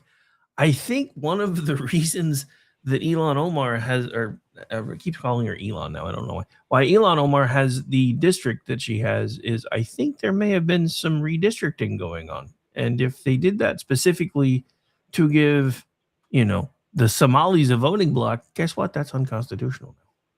Yes, it is. So, yeah. There could be a lot of going changes. back to something going back to something you guys were talking about in G's show about I said it in chat, but I got censored. I don't know any person who's seriously against the VRA. I mean, yeah, it's kind of like outdated, but it's like, okay, now if you want to talk about the 19th Amendment, there's some questions popping up about that lately in the last decade or two. Well, yeah, I mean, hell, I know a lot of women that are like, we think the 19th Amendment was a terrible idea. So, I mean, if they're saying it, maybe we should listen. But yeah, I mean, I don't know anybody who is actually against the Voting Rights Act. We're against what's been done with the Voting Rights Act, because the Voting Rights Act once served a very valid purpose. We were going from treating people as if they were less than human to trying to give them a voice. But now, on the left, because at one point you feel like they were treated as less than human and it's all our fault, they now deserve to be treated as more than human, and we get left behind. And that was one of the things that I've been pointing out all day too, for everybody who's screaming, Jim Crow. I mean, Schumer would know, he was there when it got signed, but that's beside the point. Right. Yeah, pretty much. The thing with all that is no, this is the Supreme Court trying to drag us back to the 21st century. Because, and I've been saying this all day too. Remember when Obama got elected in 2009 and we're like, okay, so we didn't win an election, but at least the racism shit has to die now, right? Yeah. Yeah, nope. Oh no, he dialed it up to 11. Yeah, and his husband keeps dialing it up further. Speaking of, I wish I hadn't left that already, because I found I saw it earlier. I've put it on Gene's show, or on G's show, and I thought he was going to die, but I can't. I don't have it now. It's been pointed out to me that Candace Owens also has a bulge. Yeah, probably related to. Michelle. Oh, given her husband, that tracks too. So that is true. But yeah, no, I mean, and the funny thing is listening to the difference with Timo Obama, because when the VA law got passed and we're like, holy crap, how did this happen? He's like, FAFO, bitches. And I was like, oh my God, racism is alive in America. Yeah. Yeah, which is it? Yeah, which one? Which one? Because I mean, you guys can redistrict so, it looks like a fucking lobster.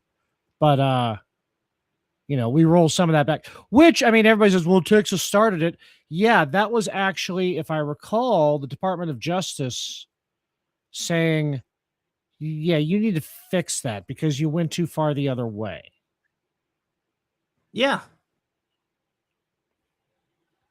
Because they did make race-based districts to comply with the VRA, and Biden's DOJ said, yeah, no.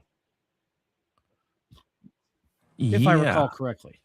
Yeah, I mean, I think you're right. I think this was actually started under a different DOJ, so which is interesting.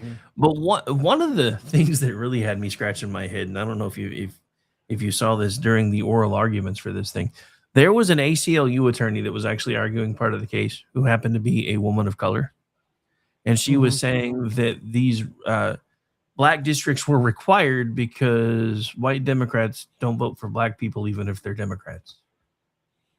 So you're That basically sounds like a Democrat's problem, not admitting that your party's racist. Yeah. I basically nailed it right on the head, and she may be right, but that's also not something you say in front of Alito. Yeah, it didn't go well. I will be honest. I have only skimmed the majority opinion today because it's like 90-something pages. So yeah, it's a lot of pages.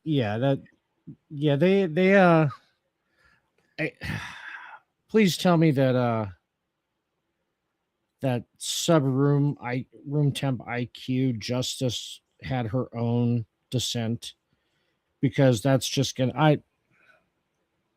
I love her dissents. I know they said there was a concurrent on the dissenting side, I think. So she may have had her own. Yeah, I mean, if there was ever an argument against a diversity hire, it's her. Kamal is a close second, but holy shit. Yeah.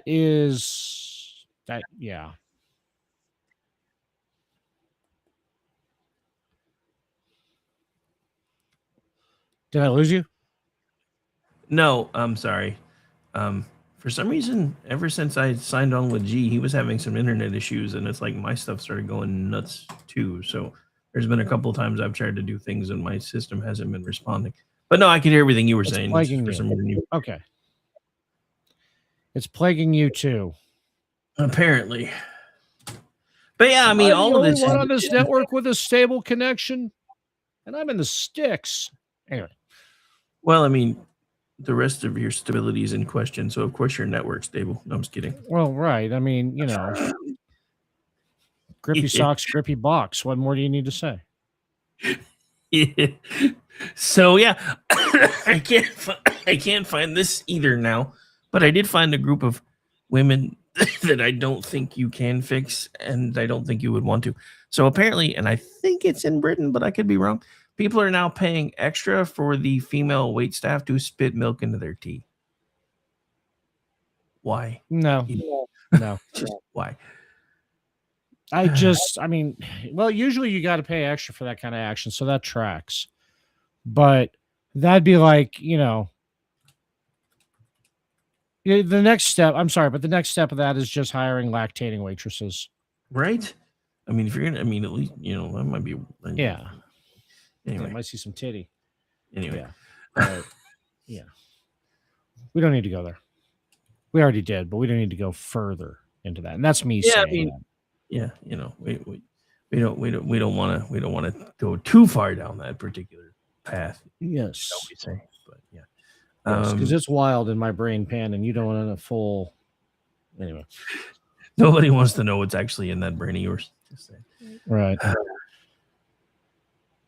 Excuse me, I got a frog in my throat. Hang on.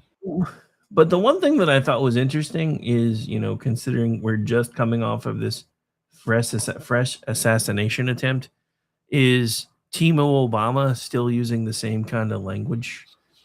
He's just him and Ro Kahana, or both of them fucking Star Wars names. I don't care.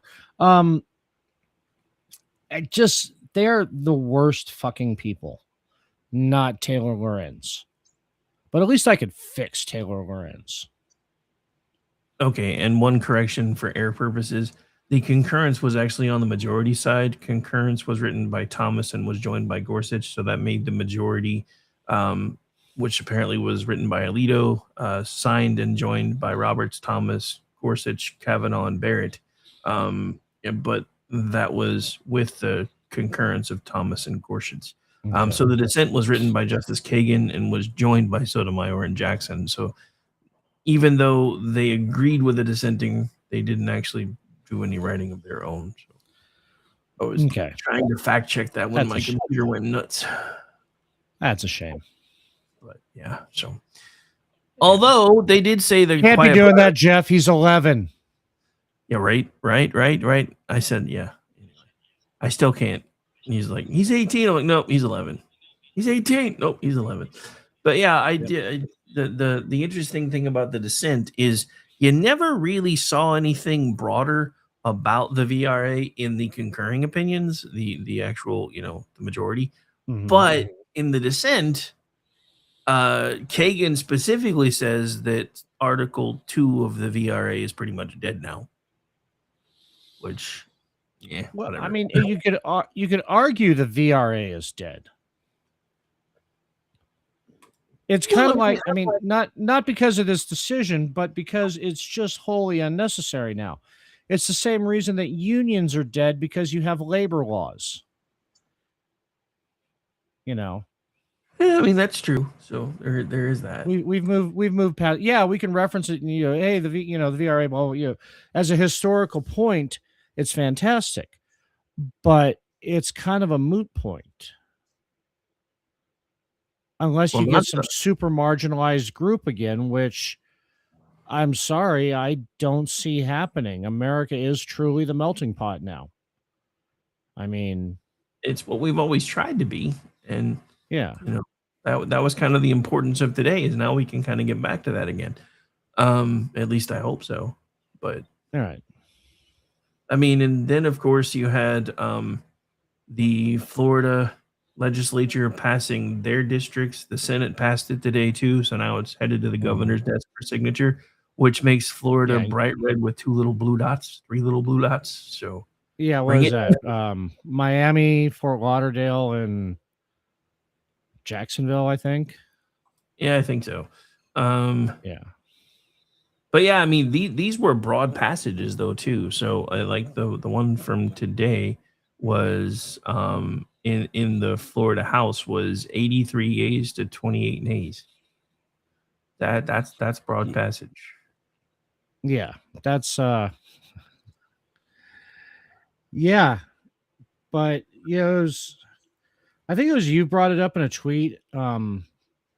When Republicans redistrict, it's boxes. When Democrats redistrict, it's a Rorschach test. Oh, well, that's, I never paid attention to the two the two districts of color that are by default blue districts in Louisiana, but it literally looks like a river surrounded by giant swaths of red.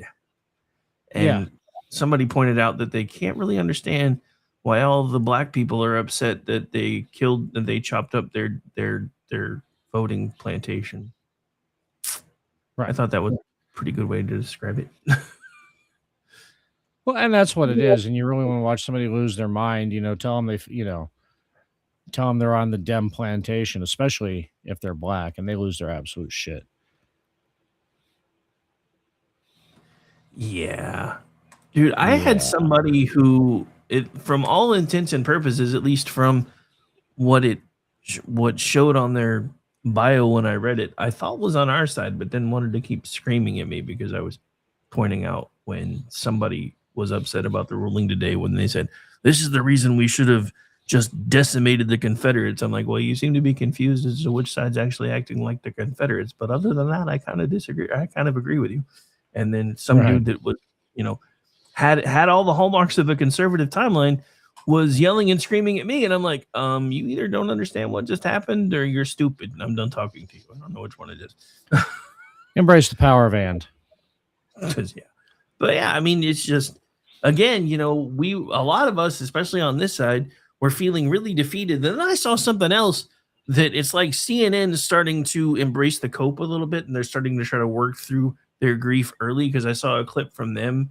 I think it actually came out yesterday before this decision, but they were like, do you know in 2017 in generic ballots, Democrats were already up +8 to +3. And now in the same time in this cycle, everybody's at +3, which puts everybody within the margin of error. And you could almost hear just the deflation. And then this happened. And it's a coin flip. I mean, and that's just it. Even with these changes, it could still technically be a coin flip. Just because it's a red district doesn't mean a Republican is always going to win. CD5 in Oklahoma, for the first time in like 40, 50 years, back in 2016, sent a Democrat to Congress. It lasted 2 years before they woke up and said, "Oh, we fucked up," and then they fixed. We should have done that.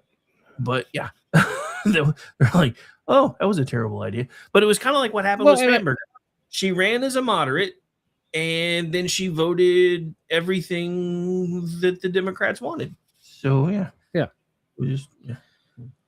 Well, and I talk about that all the time about, especially when I'm saying, "Oh, you and your red state education." Yeah, you're right. I did have a red state education. It was California. And that was the last time California was successful. Well, the scary thing about all the stuff they say about red state educations? What if I told you that the reading and math numbers were higher in Alabama than they are in New York? That doesn't surprise me one bit. Because they are by a couple of points. Yeah. I mean, it's not anything to brag about, really, when you think about it. But it's still, for all the blue state. Oh my God, you went to school in redneck podunk town, and I'm like, yeah, and I can still read better than you. So what the fuck's your point? Yeah. Yes, I guarantee you that my vocabulary is better than yours, and I actually know what all the words mean. So I don't have to reinvent the definition of a word in order to excuse me. Well, that's the scary thing, because I mean, we've been doing this now for a while, so I'm sure you've noticed that I do have at least what I would consider an above average vocabulary. There are times when BZ is making me look words up. I almost never have to do that. I joke about that with Brad all the time on Culture Shift. Is he's one of the few political writers out there. I actually have to go and look a word up from time to time. It's like, I've got a pretty fucking good vocabulary, and I have no idea. I understand the context you're using it in, but I don't believe I have ever seen that word. Yeah, Sam yelled at me once in a Twitchy piece because I pointed out that we like to anthropomorphize a lot of inanimate objects, and she's like, I had to look that word up. Don't ever fucking make me do that again. I'm like, okay, I'm sorry. Seriously? She's like, yeah, don't do that. Well, I mean, she didn't know that Temple of Doom was a prequel. Or yeah. I'll be honest, I never really paid attention to it either. I found it out later, but at the time going to the movie theaters, I didn't notice. But I think it was because we went to that movie as one of my birthday presents, and I was hanging out with the chick that I had a crush on, so I was kind of okay. Like, yeah. I can see the distraction. But yeah, so I didn't figure that out until much later. But yeah, anyway. Oh my God, I just saw this from the Babylon Bee. It was 6 hours ago, so I don't know how I missed it. They put out an amazing piece today. Poll shows majority of Democrats believe Lincoln assassination was staged. That's good. Oh, that's when you know there's healing happening in America, when you can start making like seriously like Carlin level jokes all over the place again now, and people actually laugh. Well, yeah, and the only people, but the only people getting mad at it are the left. So that's just the thing, is they are these suckers of joy. They have, well, we have all the comedians. Yes, none of them are funny anymore. Well, we had Carlin. No, Carlin was a libertarian. This is true. Yeah. But then again, libertarians are pretty much leftist with a little bit of extra squish anymore. I don't think they necessarily were when he was one, but well, the thing is, okay, when he was a libertarian, the problem with libertarians, big L libertarian, is that they've always been a single issue party. They were against the Vietnam War. Okay, great. That was the Carlin brand. You know, it's against the Vietnam War, personal freedom, blah, blah, blah, blah, blah, blah, blah. Then it became pot. And now that a lot of the states have at least legalized medical use, if not full use, they don't even know what they're fighting for. And right now they're split between the absolute most retarded right possible which I'm old enough to remember during the 2016 election, they said they didn't want us, and the ANSOCs and the ANCOMs, which is anarcho-socialists and anarcho-communists. And so that's why when you look at the individual states, each libertarian party has its own brand of autism, and none of them are good. So, my autism is cheeky and fun. Is it though? Is it really? No, I'm just kidding. Your brand of autism is actually pretty fun, especially when it's on Twitter. Yeah. I've been missing so much on Twitter. I've been so busy lately. I'll go and fart something out a couple times, and but for those of you who haven't been keeping track, I finally got my work restriction lifted from the state, so I'm back to work. So yeah, working my ass off, and I'm tired, boss. Making up for lost time. So anyway, there is something that Trump did, and I think it was last week that kind of flew under everybody's radar. It was either last week or the week before. But most cannabis is now considered a Schedule III narcotic, which is good and bad, because guess what? You dispensaries, you can get bank accounts now, but guess what? Now you're going to get tracked by the IRS more. So good luck with that. Yeah. Right. Because it's did you want this? Was it? I mean, no, absolutely. Because that always seemed like the shadiest thing. Is like, okay, so we're going to tax the hell out of it, but you can't wash it through a bank because it's a Schedule I. Therefore, how do you know they're getting taxed properly? I mean, I'm sure everybody's crossing their I's and dotting the T's because nobody wants to lose their dispensary license. But even that's got something that's gone too far. I mean, I'm in a small town and I've got 8 dispensaries within 45 miles. Is that necessary? I mean, I live in a town. Well, the town north of me has like 500 people, but the town to the east of me has actually got enough population now where it qualifies as a city, but there's one on every corner. So, yeah. I mean, I think a lot of that may have gone a little too far, to the point where our governor is now trying to undo the will of the people, which I don't necessarily agree with. I think they need to cap maybe the number of active licensings that are available for dispensaries, because, I mean, especially if you drive into Oklahoma City, dude, I remember everybody used to joke about how, in Oklahoma